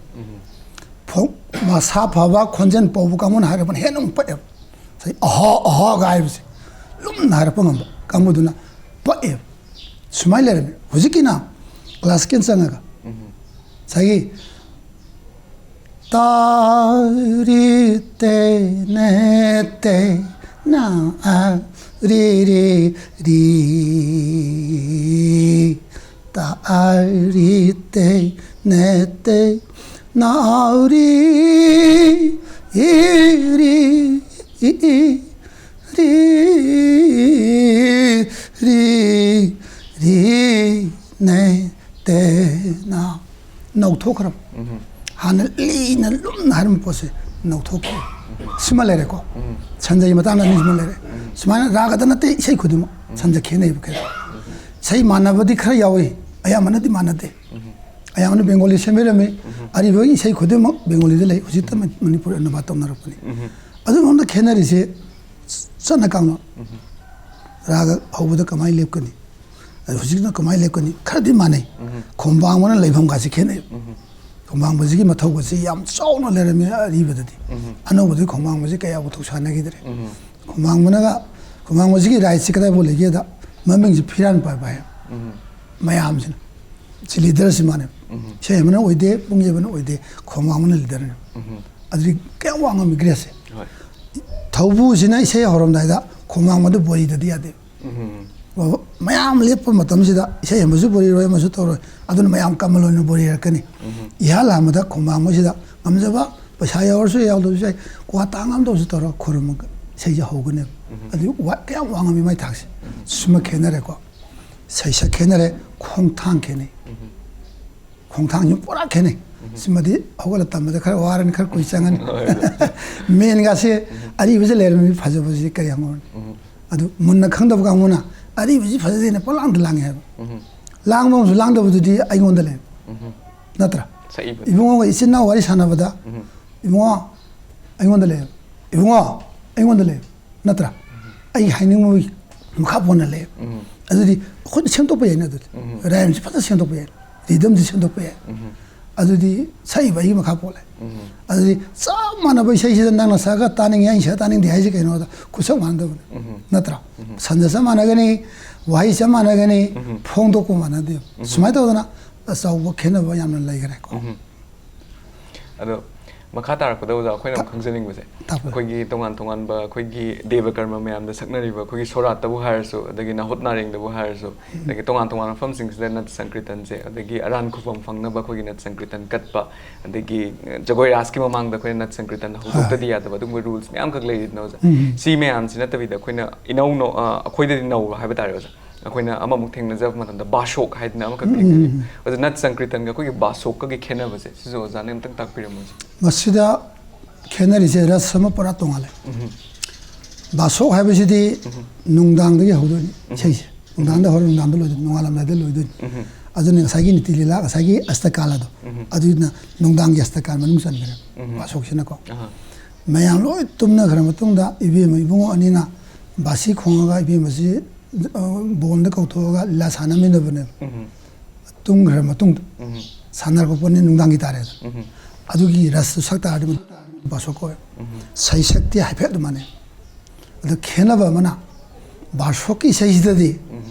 ꯈꯔ ꯑꯀꯜ ꯑꯊꯧ ꯇꯥꯟꯅꯕ ꯑꯀꯜ ꯑꯊꯧꯒꯤ ꯁꯟꯗ ꯁꯤꯖꯤꯟꯅꯕ ꯌꯥꯏ ꯅꯤꯇꯤ ꯂꯤꯂꯥ ꯍꯥꯏꯗꯅ ꯁꯤꯕꯗ ꯁꯛꯏꯕ ꯏꯁꯩꯁꯦ ꯃꯁꯤꯃꯗꯤ ꯑꯀꯜ ꯑꯊꯧꯒꯤ ꯏꯁꯩ ꯁꯛꯄ ꯁꯟꯖ ꯄꯥꯟꯕ ꯁꯨꯡꯌꯥ ꯌꯥꯗꯦꯕ ꯃꯣꯏꯅ ꯑꯀꯜ ꯑꯊꯧꯒꯤ ꯁꯟꯖꯗꯒ ꯍꯧꯖꯤꯛ ꯁꯛꯅꯕ ꯅꯍꯥꯔꯣꯟ ꯌꯥꯎꯔꯛꯏꯁꯦ ꯈ꯭ꯋꯥꯏꯗꯒꯤ ꯗꯣꯁꯁꯨ ꯑꯣꯏꯒꯅꯤꯀꯣ ꯍꯥꯏꯕꯗꯤ ꯖꯤꯕꯁꯤ ꯂꯩꯇ꯭ꯔꯦ ꯇꯥꯏꯕꯪ ꯃꯤꯁꯤ ꯂꯩꯇ꯭ꯔꯦ ꯃꯥꯒꯤ ꯊꯋꯥꯏꯁꯤ ꯊꯥꯖꯅꯕꯒꯤ ꯃꯇꯨꯡ ꯅꯨꯃꯤꯠ 14 ꯅꯠꯇ꯭ꯔꯒ 13 ꯁꯤ ꯄꯥꯏ ꯂꯩ ꯍꯥꯏꯔꯦ ꯏꯁꯣꯔ ꯈꯣꯏꯌꯥ ꯌꯧꯅꯅꯕꯅ ꯍꯧꯖꯤꯛꯀꯤ ꯅꯥꯝꯗꯨꯅ ꯊꯣꯡ ꯁꯥꯔ ꯂꯥꯟꯗꯣꯏꯅꯦꯕ ꯑꯗ ꯑꯀꯜ ꯑꯊꯧ ꯇꯧꯔꯒ ꯑꯦꯛꯁꯟ ꯇꯧꯔꯒ ꯀꯃꯥꯏꯅ ꯇꯧꯗꯣꯏꯅꯣ ꯄ꯭ꯔꯦꯝꯗ ꯏꯁꯣꯔꯗ ꯍꯥꯏꯖꯔꯒ ꯂꯦꯡꯉꯛꯅꯕ ꯁꯪꯒꯤꯇꯣꯟꯁꯤꯗ ꯃꯥꯒꯥꯁꯤ ꯌꯥꯎꯍꯜꯂꯤ ꯑꯩꯈꯣꯏ ꯋꯥꯔꯤꯁꯤꯗꯀꯣ ꯂꯩꯈꯤꯗꯕꯁꯤ ꯑꯥꯇꯃꯥꯁꯦ ꯏꯁꯩ ꯁꯛꯄ ꯀꯧꯁꯜꯂꯒ ꯏꯁꯩ ꯇꯥꯍꯟꯗꯣꯏꯅꯦꯕ ꯂꯣꯏꯔꯀꯥꯟꯗ ꯏꯁꯣꯔ ꯈꯣꯏꯌꯥꯗ ꯑꯃꯨꯛ ꯊꯥꯔꯝꯗꯣꯏꯅꯦꯕ ꯏꯁꯩ ꯁꯛꯏ ꯃꯤꯁꯤꯅ ꯑꯗꯨ ꯀꯧꯁꯟꯕ ꯍꯩꯇ꯭ꯔꯕ ꯃꯥ ꯏꯁꯣꯔ ꯈꯣꯏꯌꯥꯗ ꯊꯥꯕ ꯉꯝꯗ꯭ꯔꯕ ꯏꯁꯩ ꯁꯛꯏ ꯃꯤꯗꯣ ꯆꯥꯎꯔꯕ ꯗꯣꯁ ꯑꯃ ꯂꯩꯌꯦꯕ ꯑꯗꯨꯅ ꯏꯁꯩ ꯇꯧꯕꯒꯤ ꯃꯆꯥ ꯃꯁꯨ ꯄꯨꯟꯁꯤꯗꯤ ꯏꯁꯩ ꯇꯧꯕꯒꯤ ꯃꯆꯥ ꯃꯁꯨ ꯃꯑꯣꯡ ꯇꯥꯗꯦ ꯏꯁꯩ ꯇꯧꯕꯒꯤ ꯃꯆꯥ ꯃꯃꯥꯡꯉꯩꯒꯤ ꯏꯁꯩ ꯇꯧꯕ ꯑꯣꯖꯥꯁꯤꯡꯁꯦ ꯑꯐꯥꯎ ꯑꯐꯥꯎ ꯑꯣꯖꯥꯁꯤꯡꯁꯦ ꯃꯆꯥ ꯑꯃꯃꯝ ꯁꯣꯏꯑꯦꯕ ꯊꯥꯖꯕꯤꯌꯨ ꯁꯨꯝ ꯊꯤꯑꯣꯔꯤꯗꯤ ꯌꯦꯡꯕꯤꯌꯨ ꯃꯆꯥ ꯑꯃꯃꯝ ꯁꯣꯏꯒꯅꯦꯕ ꯃꯔꯣꯟ ꯊꯣꯛꯇꯕꯅꯤ ꯈꯪꯗꯦ ꯃꯅꯥ ꯄꯪꯕꯅꯤ ꯈꯪꯗꯦ ꯃꯤꯑꯣꯏ ꯆꯥꯗꯅ ꯄꯣꯛꯄꯅꯤ ꯈꯪꯗꯦ ꯃꯁꯤ ꯑꯗꯨꯛꯀꯤ ꯃꯇꯤꯛ ꯏꯁꯣꯔꯗ ꯚꯛꯇꯤ ꯂꯩꯔꯝꯕꯒꯤ ꯈꯨꯗꯝ ꯑꯃꯅꯦꯕ ꯀꯥꯏꯈꯤꯕ ꯇꯣꯏꯈꯤꯕ ꯃꯌꯥꯝꯗꯨꯒꯤ ꯔꯤꯖꯜꯅꯦꯕ ꯄꯤꯔꯤ ꯃꯌꯥꯝꯁꯦ ꯑꯗꯨꯅ ꯃꯁꯤꯗꯤ ꯍꯧꯖꯤꯛꯇꯤ ꯀꯌꯥꯕꯨ ꯄꯤꯗ꯭ꯔꯕ ꯈꯜꯂꯤ ꯄꯤꯗꯕꯁꯦ ꯄꯤꯗꯦ ꯍꯥꯏꯕꯗꯤ ꯌꯥꯗꯦ ꯍꯧꯖꯤꯛꯀꯤ ꯍꯧꯖꯤꯛ ꯄꯣꯛꯏꯕ ꯑꯉꯥꯡꯁꯤꯡꯁꯦ ꯁꯤꯐꯝ ꯅꯥꯐꯝ ꯈꯪꯗꯅ ꯁꯤꯐꯝ ꯉꯥꯛꯇꯅꯦꯕ ꯃꯁꯤ ꯑꯩꯈꯣꯏꯅ ꯂꯝꯕꯤ ꯑꯃ ꯂꯥꯟꯅ ꯇꯝꯕꯤꯕꯅꯅꯦ ꯃꯍꯥꯇꯃꯥ ꯒꯥꯟꯙꯤꯒꯤ ꯃꯃꯥꯅ ꯅꯨꯃꯤꯠ ꯃꯁꯛ ꯎꯗ꯭ꯔꯤꯈꯩ ꯆꯥꯛ ꯆꯥꯗꯦ ꯑꯗꯨꯅ ꯄꯣꯛ ꯃꯆꯥ ꯁꯣꯏꯒꯗ꯭ꯔꯣ ꯋꯥꯔꯤꯅꯤꯀꯣ ꯍꯥꯏꯖꯔꯤꯁꯦ ꯁꯨꯃꯥꯏꯅ ꯇꯧꯗꯅ ꯃꯃꯥ ꯑꯣꯏꯔꯤꯕ ꯃꯄꯥ ꯑꯣꯏꯔꯤꯕꯗꯨꯒꯤ ꯀꯟꯁꯦꯞꯀꯤ ꯃꯈꯥ ꯈꯔ ꯄꯣꯜꯂꯦ ꯑꯉꯥꯡꯁꯦ ꯑꯉꯥꯡꯁꯤꯅ ꯑꯩꯈꯣꯏꯒꯤ ꯀꯩꯒꯣꯟꯗ ꯍꯥꯏꯇꯥꯔꯦ ꯃꯔꯨ ꯏꯍꯨꯟ ꯇꯝꯃꯛꯄ ꯃꯇꯝꯗ ꯃꯃꯥ ꯑꯣꯏꯈꯤꯕꯅ ꯈꯟꯈꯤꯕ ꯄꯣꯠꯇꯣ ꯑꯗꯨꯅꯦꯕ ꯃꯆꯥꯗ ꯃꯃꯤ ꯇꯥꯗꯣꯏꯁꯦ ꯊꯥ ꯈꯨꯗꯤꯡꯒꯤ ꯑꯩꯈꯣꯏꯅ ꯍꯥꯞꯆꯤꯟꯈꯤꯗꯣꯏꯕ ꯄꯣꯠꯁꯦ ꯃꯃꯥ ꯌꯥꯝꯅ ꯂꯨꯏꯕ ꯃꯃꯥꯅ ꯑꯗꯨꯛꯀꯤ ꯃꯇꯤꯛ ꯅꯤꯡꯖꯕ ꯑꯗꯨꯛꯀꯤ ꯃꯇꯤꯛ ꯆꯨꯝꯅ ꯅꯤꯡꯖꯕꯗꯣ ꯃꯆꯥꯗ ꯄꯥꯛꯁꯣꯏ ꯁꯣꯏꯒꯅꯤ ꯍꯥꯏꯕ ꯑꯩ ꯊꯥꯖꯗꯦ ꯁꯨꯃꯥꯏꯅ ꯑꯣꯖꯥꯁꯤꯡꯅ ꯇꯥꯛꯄꯤꯀꯣ ꯌꯥꯝ ꯅꯨꯡꯉꯥꯏꯖꯩ ꯑꯣꯖꯥ ꯑꯣꯖꯥ ꯃꯈꯥ ꯇꯥꯅ ꯃꯈꯣꯏꯅ ꯈꯪꯖꯅꯤꯡꯕꯁꯦ ꯑꯣꯖꯥ ꯑꯩꯈꯣꯏꯅ ꯁꯨꯝ ꯌꯦꯡꯖꯕ ꯃꯇꯝꯗ ꯍꯥꯏꯕ ꯇꯥꯔꯦꯀꯣ ꯑꯩꯈꯣꯏꯒꯤ ꯅꯠ ꯁꯪꯀ꯭ꯔꯤꯇꯟ ꯇꯧꯕ ꯃꯤꯌꯥꯝ ꯑꯗꯒꯤ ꯅꯠ ꯁꯪꯀ꯭ꯔꯤꯇꯟ ꯇꯧꯕ ꯑꯣꯖꯥꯁꯤꯡꯁꯦ ꯍꯥꯏꯕ ꯇꯥꯔꯦ ꯑꯩꯈꯣꯏꯅ ꯁꯨꯝ ꯌꯦꯡꯖꯕ ꯃꯇꯝꯗ ꯋꯥꯍꯩ ꯋꯥꯇꯥ ꯊꯧꯒꯂꯣꯟ ꯕꯦꯕꯥꯔꯗ ꯑꯩꯈꯣꯏꯒꯤ ꯅꯣꯔꯃꯦꯜ ꯂꯩꯔꯤꯕ ꯃꯤꯁꯤꯡꯁꯤꯒꯁꯨ ꯌꯥꯝꯅ ꯈꯦꯠꯅꯕ ꯍꯥꯏꯕ ꯇꯥꯔꯦ ꯁꯤꯒꯤ ꯃꯇꯥꯡꯗꯁꯨ ꯑꯩꯈꯣꯏꯅ ꯃꯇꯧ ꯀꯔꯝ ꯇꯧꯗꯅ ꯑꯩꯈꯣꯏꯒꯤ ꯅꯣꯠ ꯑꯣꯟꯂꯤ ꯑꯣꯏꯅ ꯑꯩꯈꯣꯏꯅ ꯁ꯭ꯇꯦꯖꯇ ꯊꯣꯛꯂꯛꯄ ꯃꯇꯝ ꯑꯩꯈꯣꯏꯒꯤ ꯀꯩꯅꯣꯗ ꯑꯩꯈꯣꯏꯒꯤ ꯅꯠ ꯁꯪꯀ꯭ꯔꯤꯇꯟꯒꯤ ꯃꯌꯥꯏꯗ ꯊꯣꯛꯂꯛꯄ ꯃꯇꯝꯗ ꯅꯠꯇꯕꯤꯗ ꯑꯩꯈꯣꯏꯒꯤ ꯆꯨꯝꯅ ꯂꯩꯕꯁꯤꯗꯁꯨ ꯍꯥꯏꯕ ꯇꯥꯔꯦ ꯋꯥꯍꯩ ꯋꯥꯇꯥ ꯊꯧꯒꯜꯂꯣꯟ ꯕꯦꯕꯥꯔꯁꯦ ꯌꯥꯝꯅ ꯐꯖꯕ ꯑꯃ ꯑꯣꯏꯅ ꯎꯏꯕ ꯑꯣꯖꯥ ꯍꯣꯏꯅ ꯀꯃꯥꯏꯅ ꯇꯧꯔꯀꯥꯟꯗ ꯁꯤꯒꯤ ꯀꯩ ꯍꯥꯏꯅꯤ ꯂꯝꯆꯠ ꯕꯦꯕꯥꯔ ꯍꯥꯏꯕ ꯇꯥꯔꯦ ꯑꯣꯖꯥ ꯁꯤꯁꯦ ꯀꯃꯥꯏꯅ ꯇꯧꯔ ꯇꯝꯕꯤꯔꯛꯀꯦ ꯑꯗꯒꯤ ꯑꯣꯖꯥꯒꯤ ꯁꯥꯇ꯭ꯔꯁꯤꯡꯗꯁꯨ ꯁꯤꯒꯤ ꯂꯝꯆꯠ ꯕꯦꯕꯥꯔꯁꯦ ꯀꯃꯥꯏꯅ ꯇꯝꯕꯤꯒꯦ ꯍꯥꯏꯕꯗꯨꯁꯨ ꯍꯥꯏꯕꯤꯌꯨ ꯃꯁꯤ ꯑꯩꯈꯣꯏ ꯆꯠꯅꯕꯤ ꯑꯣꯏꯅ ꯁꯨꯝ ꯑꯣꯖꯥꯁꯤꯡꯅ ꯍꯧꯗꯣꯛꯄꯤꯔꯦ ꯑꯩꯈꯣꯏ ꯇꯧꯔꯤꯕ ꯊꯕꯛꯁꯤ ꯚꯛꯇꯤꯅꯤ ꯚꯛꯇꯤꯅ ꯃꯥꯡ ꯊꯥꯗ꯭ꯔꯕ ꯚꯛꯇꯤꯅ ꯃꯨꯛꯇꯤ ꯐꯪꯉꯤ ꯍꯥꯏꯕ ꯄꯥꯎꯔꯧ ꯑꯃ ꯂꯩ ꯚꯛꯇꯤ ꯌꯥꯎꯗ꯭ꯔꯒꯗꯤ ꯑꯩꯈꯣꯏꯅ ꯇꯧꯔꯤꯕ ꯊꯕꯛ ꯈꯨꯗꯤꯡꯃꯛ ꯑꯔꯦꯝꯕ ꯇꯥꯏ ꯍꯥꯏꯕ ꯑꯗꯨ ꯚꯛꯇꯤ ꯀꯩꯗꯧꯔꯒ ꯚꯛꯇꯤ ꯑꯣꯏꯅꯤ ꯀꯔꯤ ꯇꯧꯔꯒ ꯑꯩꯅ ꯅꯉꯣꯟꯗ ꯅꯪ ꯁꯤ ꯂꯥꯎ ꯏꯕꯨꯡꯉꯣ ꯅꯪ ꯁꯤꯗ ꯐꯝꯃꯨꯔꯣ ꯏꯕꯨꯡꯉꯣ ꯁꯤ ꯂꯥꯎ ꯂꯥꯎ ꯏꯕꯨꯡꯉꯣ ꯂꯥꯎ ꯐꯝꯃꯤꯟꯅꯁꯤ ꯂꯥꯎ खरा फूगे लापदो सही तो है हाथ के लापदो फूर तो है वरी ले जी भक्ति से मरम मरगा अदरी अखोन तौदो होसी ईश्वर फंगन लंबी ताल ताले ने मोई लांबी जब तो आइगी फंगन बने ताले पोस आइगी लंबी ताले बरिना अइन भक्ति यावदन चक्रगदि ईश्वरना यारोय हाबगी इसादा चिंगनबमा ओजाजिंग फाहन बि खोइदा अदन मरम ओइदना अइ खोइ नांथोकदु वाजे अदुग मतिक थोटपा मेंबा अदुग मतिक मिगी थमोइदा ताबदा नुंगाइबा नुसीबा फावन बंगंबा पोट ओइगदबनी न ओजासिंग ताकपि अदन मरम ओइरगा अखोइना सुम खोइना सु ओजाजन तंबेरमदो अंगांग हिंदो मखोइना स्माइ स्माइ सनाइको खोरमबाजे स्माइ खोरमबा यादे इरुजब कारकपदो खोरमबा यादे इरु तबदो खोरमबा यादे करिगिनो अदुसु बैकग्राउंड सिने खोइमरु ओइदे ममांगैदा ताकपि इरुज कारकपदो खोरमबा तहोइदे से खोरि ताकपिरेको करिगिनो दे हाइदे अदु करिगिनो ना साइंटिफिकली कोई चेक तौबा ताय इरुजब कारैबा मी अमदा खोइना खोरमबासे इरुजब हेक लोरपदा निपासी वखलदा लाइसे ईश्वरी आई साक्षांगि मंदिरसे सेंगतो ए ईश्वर खोरमोरदमनी ईश्वर निंजरदबनी हाइबगी असेंग वखलदा लाक्चरी पोने अदुगी वखलदो आइना खोरमजलवदि मोन भंग मांगे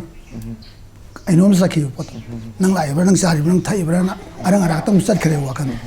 अदुगी वखन सुइगिदना ओजाना इरुजब कारागा मागी करिउम तुलसी मसुम थकपनि खंदे खंदे मागी नियम हे लोद्रि बाबा कोइ खोरमदन नायरे लैगने मसी सुमन सिम मसे बैकग्राउंड यंग बकांदा इंसा हाइजब कॉन्सेप्ट सि मांगिने तोबने असिना मरम होरगा कोइ संकेतन तौजरिबा खोइना भक्ति याउदरगदि अदे कोइ लांदिबा जीव जिसु लानमंगमदि हादना चाउन इबिरम सुमम याय लालम याय अदुगी कॉन्सेप्ट तो लेतारगदि शादसु नुंगाइबम सु फावे सिंगनबम त लेते आइना लंबी चखिबदा सिंगनबम त फावदे मरमदि आइना अरान वाखल खलुदबनि मिना कैनोम तरकने हाबि थाजबम त इंगोंद लेते मिना तवरागा ए नुं अदु तहोइदि हे सासा इनाउस हारकने मिना कैनोम तो ए हाररदि अम वंजलक ताबने पोत ओजा मखा ताना मखोइना खंजनिंगबसे अखोइगी गुरु शिष्य परंपरा है कोई नत संकीर्तन यामना दरकार ओइबा ओइना माइनस कोइना उजे हाबा तारे इवन कोइना ताजबा मतमदा कोइना गुरु से लेतबा मतमदा कोई शिष्य मयामसिना कोई किरा थांगा फावबा श्रादा सोले हाबगे कोई अदुगुम्बगी चटनबी अमखक्सु एना ताजे ओजा सिगी मतंगजे एना मु खंजनिंगबसे कोई नत संकीर्तन तौरिबा कहीं अखोगी ओजासिंगसिना हाबा तारेको तौबा याबा अमसुंग तौबा यारोइदबा दुगुम्बा rules and regulations ma'am खक्ति लेरमगदब Male अदुगी मतंगदसु खितंग समलपना हाबियो Guru हाबसे मखोगी Bengali लोंदा हाय तारे गुरु कृष्ण भिनो नय हाय हाबदी गुरु व कृष्ण गसे खेनदे भिनो नय दे खेनदे भिनो दे खेन भाबनी नय दे नते भिनो नय खेनदे कृष्ण है तो कोई उ फंगदे अदु गुरु दि कोई उ फंगे हे मिनो व ईश्वर है तारगदि गुरु सिने आम गुरु न कनानो इमा इपाजने मोइना को सत्प खोप तंबिरे गुरु नते हाया पोते साब तंबिरे सब तंबिरे जे कोई मिनो छला साइदे लौर सिम संग ए मोइ तंबि बने हेबि ओइ गरबने बस हाना हाइदना वाइसलगा न्या लैरिने छ तंबिरे पने नॉलेज तंबिरे नि अमतोरे नि स्मादोना आदि गुरु को आन गुरु इमा इपा लेरे अदे मो आइगी मेरे दुंग लाकदब लंबी ताकपिगदबा अदुना मु आइगी असि गुरु ओइरे को आइबु तंबिरि आइ तौरिबा सिमम उसुबो योसुबो ओइजनो इसाइ ओइजनो तंबिरि आइ हिंगनब लंबी नि ताकपिरिस ताकपिरि गुरु सिना स्मादोना सायंग ओइबा कृष्ण मनि खनबा ꯑꯩꯅ ꯊꯥꯖꯔꯤꯕ ꯏꯁꯣꯔꯗꯨꯃꯛꯅꯤ ꯈꯟꯕ ꯒꯨꯔꯨ ꯑꯅꯤ ꯂꯩ ꯃꯤꯅ ꯎꯕꯗ ꯑꯗꯨꯗꯤ ꯒꯨꯔꯨꯁꯤ ꯂꯩꯇꯕ ꯀꯥꯟꯗ ꯑꯩꯒꯤ ꯍꯦꯛ ꯏꯃꯥ ꯏꯄꯥ ꯂꯩꯇꯕꯒ ꯆꯞ ꯃꯥꯟꯅꯩꯕ ꯑꯩꯉꯣꯟꯗ ꯑꯗꯨꯕꯨ ꯍꯦꯟꯅ ꯂꯨꯝꯃꯤ ꯒꯨꯔु ꯑꯩꯒꯤ ꯑꯣꯖꯥꯁꯤꯅ ꯇꯥꯛꯄꯤꯔꯝꯃꯤ ꯏꯉꯣ ꯑꯩꯒꯤ ꯏꯆꯥꯅꯨꯄꯥꯁꯤꯅ ꯑꯩꯉꯣꯟꯗ ꯄꯩꯁꯥ ꯄꯤꯌꯨ ꯍꯥꯏꯕ ꯀꯩꯅꯣꯝ ꯇꯧꯁꯤ ꯍꯥꯏꯕ ꯑꯩꯈꯣꯏ ꯉꯥꯏꯈꯣ ꯀꯣꯟ ꯇꯧꯁꯤ ꯍꯌꯦꯡ ꯄꯤꯗꯧꯁꯤꯀꯣ ꯏꯆꯥꯁꯦ ꯍꯌꯦꯡ ꯇꯧꯁꯤ ꯍꯥꯏꯌꯦꯕ ꯑꯩꯈꯣꯏ ꯁꯦꯕꯣꯛ ꯑꯃꯅ ꯂꯥꯛꯑꯒ ꯑꯣꯖꯥ ꯁꯤ ꯈꯪꯗ꯭ꯔꯦ ꯑꯝꯇ ꯇꯝꯕꯤꯌꯨ ꯍꯥꯏꯕꯗ ꯑꯣꯖꯥꯅ ꯇꯧꯔꯝꯕ ꯊꯕꯛꯇꯨ ꯃꯈꯨꯠꯇ ꯑꯩꯈꯣꯏꯒꯤ ꯈꯨꯠꯁꯨ ꯈꯨꯠꯂꯥꯏꯗ ꯊꯥꯗꯣꯛꯑꯀꯥꯟꯗ ꯑꯩꯈꯣꯏꯗꯤ ꯏꯁꯩꯗꯨ ꯇꯝꯕꯤꯌꯨ ꯆꯤꯟꯈ꯭ꯔꯕ ꯃꯇꯝꯗ ꯃꯆꯥꯅ ꯍꯥꯏꯕ ꯑꯣꯏꯇꯥꯔꯗꯤ ꯑꯩꯈꯣꯏ ꯍꯌꯦꯡ ꯇꯧꯁꯤ ꯍꯥꯏꯅꯦꯕ ꯁꯥꯇ꯭ꯔꯁꯤ ꯃꯤꯠꯇ ꯄꯤ ꯇꯥꯒꯦ ꯇꯧꯋꯦ ꯋꯥꯈꯜꯁꯦ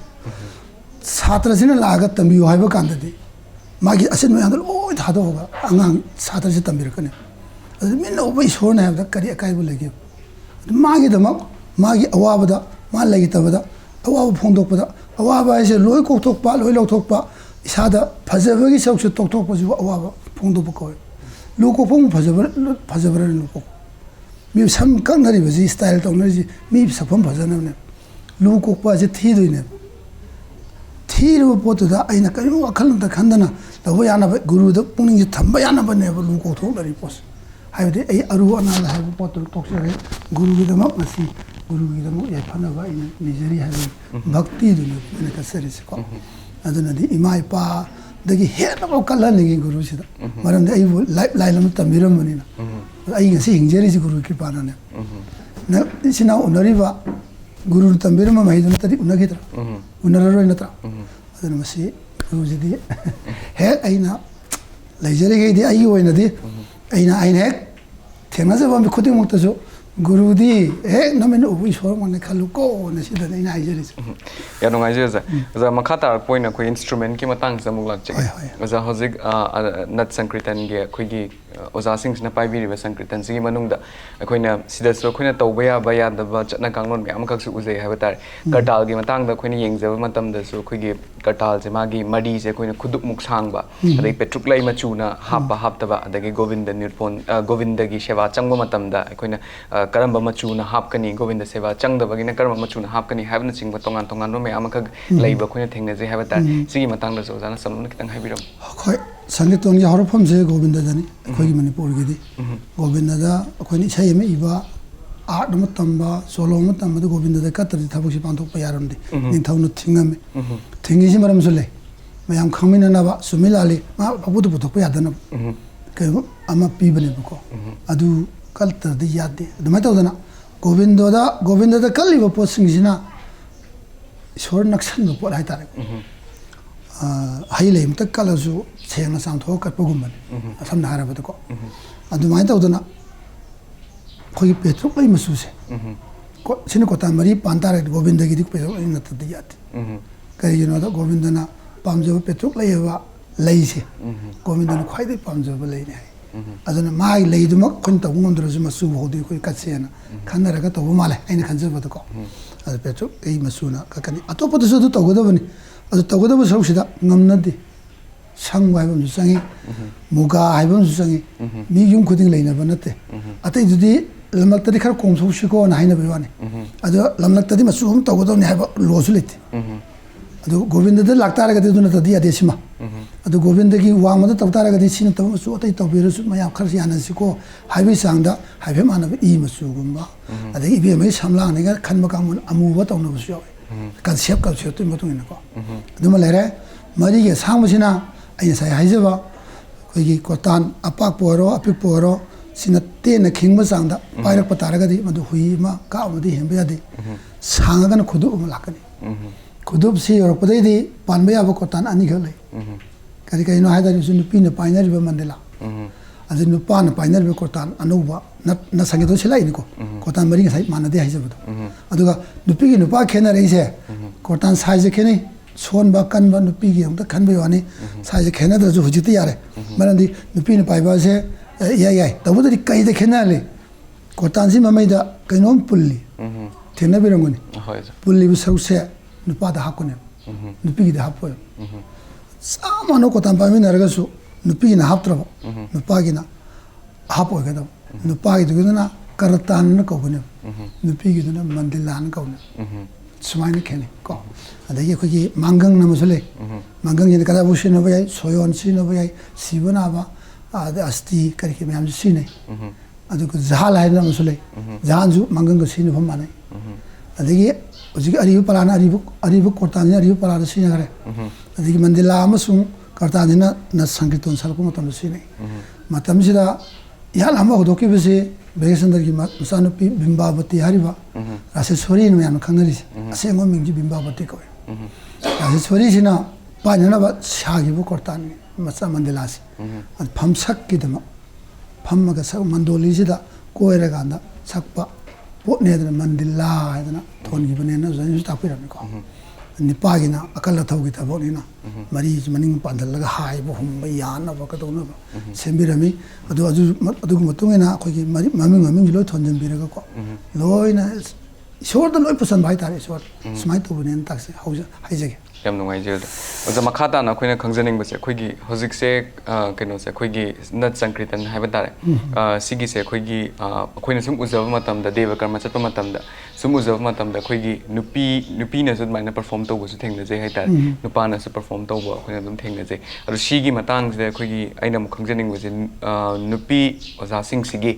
ꯃꯥꯒꯤ ꯁ꯭ꯇꯦꯇꯁ ꯍꯥꯏꯕ ꯇꯥꯔꯦ ꯁꯤꯒ ꯑꯩꯈꯣꯏꯒꯤ ꯅꯠ ꯁꯪꯀ꯭ꯔꯤꯇꯟ ꯇꯧꯕꯤꯔꯤꯕ ꯅꯨꯄꯥ ꯑꯣꯖꯥꯁꯤꯡꯁꯤꯒꯤ ꯃꯥꯒꯤ ꯁ꯭ꯇꯦꯇꯁꯁꯤꯗꯤ ꯀꯗꯥꯏ ꯐꯥꯎꯕꯗ ꯈꯦꯠꯅꯔꯤ ꯀꯗꯥꯏꯗ ꯂꯩꯔꯤ ꯍꯥꯏꯕꯗꯣ ꯑꯗꯨꯒꯤ ꯃꯇꯥꯡꯗꯁꯨ ꯈꯤꯇꯪ ꯍꯥꯏꯕꯤꯌꯨ ꯈ꯭ꯋꯥꯏꯗꯒꯤ ꯑꯩꯅ ꯍꯪꯍꯟꯅꯤꯡꯕ ꯀꯣꯏꯁꯟꯁꯨ ꯑꯣꯏ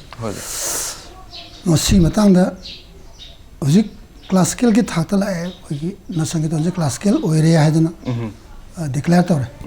ꯋꯥꯔꯜꯅ ꯈꯪꯉꯦ ꯌꯨꯅꯦꯁꯀꯣꯅ ꯂꯧꯁꯤꯟꯈ꯭ꯔꯦ ꯑꯗꯨꯅ ꯃꯔꯝ ꯑꯣꯏꯔꯒ ꯅꯨꯄꯤ ꯅꯨꯄꯥꯁꯦ ꯊꯥꯛ ꯃꯥꯟꯅꯕꯗ ꯂꯩꯒꯗꯕꯅꯤ ꯍꯥꯏꯕꯒꯤ ꯑꯣꯔꯗꯔ ꯐꯥꯎꯕ ꯂꯩꯔꯦ ꯍꯧꯖꯤꯛ ꯄ꯭ꯔꯥꯏꯝ ꯃꯤꯅꯤꯁꯇꯔ ꯑꯣꯏꯔꯤꯕ ꯅꯔꯦꯟꯗ꯭ꯔ ꯃꯣꯗꯤꯒꯤꯁꯨ ꯅꯨꯄꯤꯗ ꯍꯦꯟꯅ ꯈꯨꯗꯣꯡꯆꯥꯕ ꯄꯤꯕ ꯍꯥꯏꯕ ꯅꯤꯌꯣꯝ ꯑꯃꯁꯨ ꯂꯩ ꯑꯗꯨꯅ ꯃꯔꯝ ꯑꯣꯏꯔꯒ ꯅꯨꯄꯤꯒꯤ ꯔꯤꯖꯥꯔꯕꯦꯁꯟ ꯃꯌꯥꯝ ꯊꯝꯈ꯭ꯔꯦ ꯊꯕꯛ ꯍꯥꯞꯄꯗ ꯀꯩꯗꯧꯕꯗ ꯊꯝꯈ꯭ꯔꯦ ꯗꯤꯄꯥꯔꯠꯃꯦꯟ ꯈꯨꯗꯤꯡꯃꯛ ꯅꯨꯄꯤꯅ ꯂꯤꯗꯔ ꯑꯣꯏꯗꯕ ꯌꯥꯎꯁꯜꯂꯛꯇ꯭ꯔꯦ ꯄ꯭ꯔꯁꯤꯗꯦꯟꯁꯨ ꯅꯨꯄꯤꯅꯤ ꯂꯣꯏꯅ ꯄ꯭ꯔꯁꯤꯗꯦꯟ ꯑꯣꯏꯔꯦ ꯍꯧꯖꯤꯛꯁꯨ ꯄ꯭ꯔꯁꯤꯗꯦꯟꯁꯨ ꯑꯣꯏꯔꯤꯕ ꯑꯁꯨꯃꯥꯏꯅ ꯇꯧꯅ ꯂꯩꯈ꯭ꯔꯕꯁꯤꯗ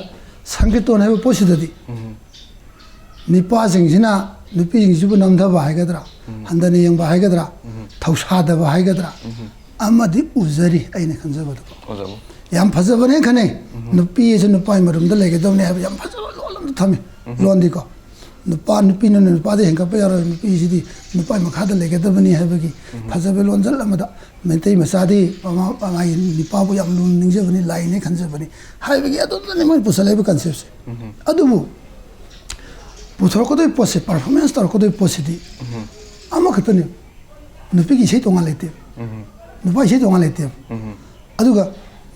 इसे जु सान बा समान सान बा अदु परफॉर्मेंस तब कांदर नुपा दोनो तब यारो एना थिंगा थामे मुजिसे मसुमदी आई कन्ना याजनिंग दे यादोई मर मयाम लाई पीजुपी याजु यानिंगे अदु काइदरो यादगे खनानिंगे वखनसे काइदरो गदि याने खनानिंगे खुदम नुपी जुमदा यामना कीदना मौदना फनेक सेलगा लेरिबा मवा मपुरोइबा मकु मनेंगी कोकता खुम लेइदो मा स्पोर्ट लमजेन थोर तागदि हाफपेन सेल सेंदु नत्रा फमतम दे मतुन अदमा फनेक तु यागदरा बसे यारोको अदुनदि संगीतोन हाय पोस्ट नुपान पि मानबि राइट लमदा लाके हाय तारगदि नुपाना नुपागी दम येंगा सेमामि संगीतोन से नुपिना सरो यान तारगदि यामदरबदा नुपीजु 75% लौदि सरो यानबियो नुपान खितंग हेन तमजरगस अदुगा सेमामि लोसिदि नुपीजे इमुंगदि मपान थोक्तरि मतम सेमाम लोने लेकाई वारेम लोबदु नुपी याव यादब नुपा खतन लेपम मतम सेमनिना नुपीजे थौसे खरा यारोम दबा हाइता हजित यावम बेरोसिना इन खरमजरि ꯌꯥꯝꯅ ꯌꯥꯎꯕꯁꯨ ꯑꯣꯏꯁꯅꯨ ꯑꯣꯖꯥꯒꯤ ꯚꯣꯏꯁꯁꯨ ꯑꯩꯈꯣꯏ ꯏꯝꯄꯦꯛ ꯇꯤꯚꯤꯒꯤ ꯊ꯭ꯔꯨꯗꯒꯤ ꯍꯥꯏꯕ ꯇꯥꯔꯦ ꯃꯔꯤ ꯂꯩꯅꯕꯁꯤꯡꯗꯁꯨ ꯌꯧꯍꯟꯕꯁꯨ ꯉꯝꯖꯒꯦ ꯑꯣꯖꯥꯒꯤ ꯅꯠ ꯁꯪꯀ꯭ꯔꯤꯇꯟꯒꯤ ꯀꯣꯟꯇ꯭ꯔꯤꯕ꯭ꯌꯨꯁꯟꯁꯦ ꯑꯩꯈꯣꯏꯅ ꯁꯨꯝ ꯌꯦꯡꯖꯕ ꯃꯇꯝꯗ ꯏꯍꯥꯟ ꯍꯥꯟꯕ ꯑꯣꯏꯅ 2016ꯗ ꯑꯩꯈꯣꯏꯒꯤ ꯃꯩꯇꯩ ꯅꯠ ꯁꯪꯀ꯭ꯔꯤꯇꯟ ꯑꯍꯥꯟꯕ ꯁꯔꯨꯛ ꯑꯅ ꯑꯗꯨꯃꯥꯏꯅ ꯐꯣꯡꯕꯤꯈ꯭ꯔꯦ ꯑꯣꯖꯥ ꯂꯥꯏꯔꯤꯛ ꯑꯣꯏꯅ ꯑꯗꯒꯤ ꯑꯅꯤꯁꯨꯕꯗ 2017ꯗ ꯖꯣꯒꯤ ꯍꯂꯤ ꯃꯣꯏꯔꯥꯡ ꯁꯤ ꯐꯣꯡꯕꯤꯈ꯭ꯔꯦ ꯑꯣꯖꯥ ꯑꯗꯒꯤ ꯑꯩꯈꯣꯏꯅ ꯐꯤꯜꯝꯒꯤ ꯂꯥꯏꯟꯗ ꯌꯦꯡꯕ ꯃꯇꯝꯗꯁꯨ ꯗ ꯀ꯭ꯂꯥꯁꯤꯀꯦꯜ ꯄꯔꯐꯣꯔꯃꯦꯟꯁ ꯑꯣꯐ ꯃꯅꯤꯄꯨꯔ ꯅꯠ ꯁꯪꯀ꯭ꯔꯤꯇꯟ ꯁꯤꯒꯤꯁꯨ ꯑꯃꯨꯛ ꯐꯤꯜꯝ ꯑꯣꯏꯅꯁꯨ ꯄꯨꯊꯣꯛꯄꯤꯔꯀꯥꯟꯗ ꯑꯩꯈꯣꯏꯒꯤ ꯃꯤꯌꯥꯝꯁꯤꯗ ꯍꯥꯏꯕ ꯇꯥꯔꯦ not only nut sankritanse koi inkalaiba nahasingse tambibata natana haiba tare masses singida su educate tawbada yamna achauba thodang lobiriba oza ama kakni oza se ado hene hene su sigi keno se contribution se oza hene society se pibi boy bi oza amasung khatarak thabak singda koina hene su mai pak poi bi haiba impact tv gi mai kai degi su haijage oza नुंगाइजै Hoi. ताकपिरिबसे आइबो सखंबिदना सुमाइना नैनबिबसे आई भाई highway नतबा भाई highway नतबा आई मरमदा कयुम खितंग नैनबिबा आइना निंग खितंग फोंदोकसब फांगबसे impact TV जो मेयांगि सेवा मतम सांग तबिबो ओइबि इन थमजगे ओजगे ओजा दो वाइ शानिंगबदि मयाम खक लेरि ओजा अदुबो खोगी अखोय खंमिनासि मणिपुर नकक न मतम ओइबरिना कुइना पुमेन पामिना बगी तंजादि फंगोइदोरि लोइसलकपसिदा ओजा नत संकीर्तन बु पामजना चंगजरइबा अदुगुम्बा नहा सिंगसिदा ओजा गे बो वाइ खरदंग थंबियो मसे मयाम हाइनरिबा सिंगसे एगसु समाने होनबा कनबा गुरु निंगबा चांग नाइबा कतबो सिगी मथक्ता मयाम हाइनरि समाने को सिगी मथक्ता आइना हाइनिंग आनि खले मदुदी अहमदा इसाजी फबियो इसा सेम लेना होनबो आई तौजबे थबकसी इसा फत्रगदि अमतंग सिमा आइना हाइनिंग अनि सुबदा कोई चिंजाक फबियो चिंजाक तगी वखल बोकनी वखलदगी लमचत लकने लमचत यावद्रब मिदो पोपई मही यानद्रबनी साग खोई खेनरिसे कायम खेनदे वखन खनम ngamba ma khoi de piri ikai bedigi phiron seli moina sette wakan kan moi nomugi aphang phang tabak torok lawbani chinjak phabiyo pukning wakhan sumna lebiyo aduga loina na khoi gi hakchang phaba ma oibiraganda sangado lambi sida goal uraga target uraga tabak si tawbiyo haiba asim tang thamse थागचे ओजा अदुबो ओजा लोसिलकपसिदि ओजा अमदि ओजागे लोइना बिरिबा छात्र सिंगिदगी हाबा तारे अखोइगी impact TV गी माकाइदि request अम कक्तंग तंगजगे ओजा अखोइना यामना सु पामजबा इसैदि ओइबा अमसोंग अखोइना यामना पांग ताबा ngamdaba अखोइगी गौर चंद्र महाप्रभु गी आरती कतो मतमदा का सिजनबा हाइतारे अदुगी इसैदो अखोइगी ओजागी सेंटर सिगी स्टूडेंट म्याम ग लोरेना ओजागा लोरेना गी तौरकांदा कोई परफॉर्मेंस मचा मतंग ओजानो पिबा तारे ओजा फनी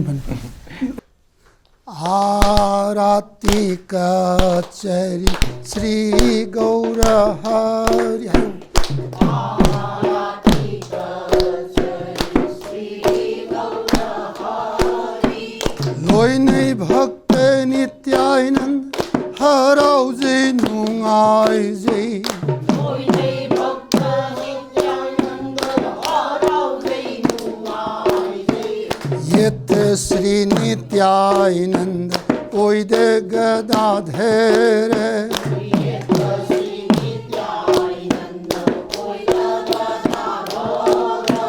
छोर नसिंह भक्त सिंह छक्चै सोन्जैने बु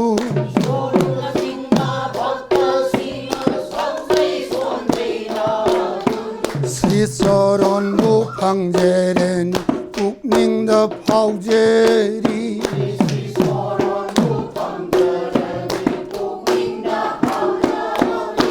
चामुर हाइजे थौगन रामानंद दासे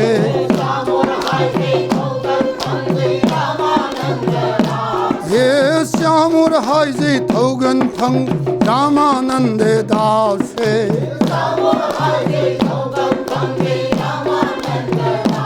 हा हा हा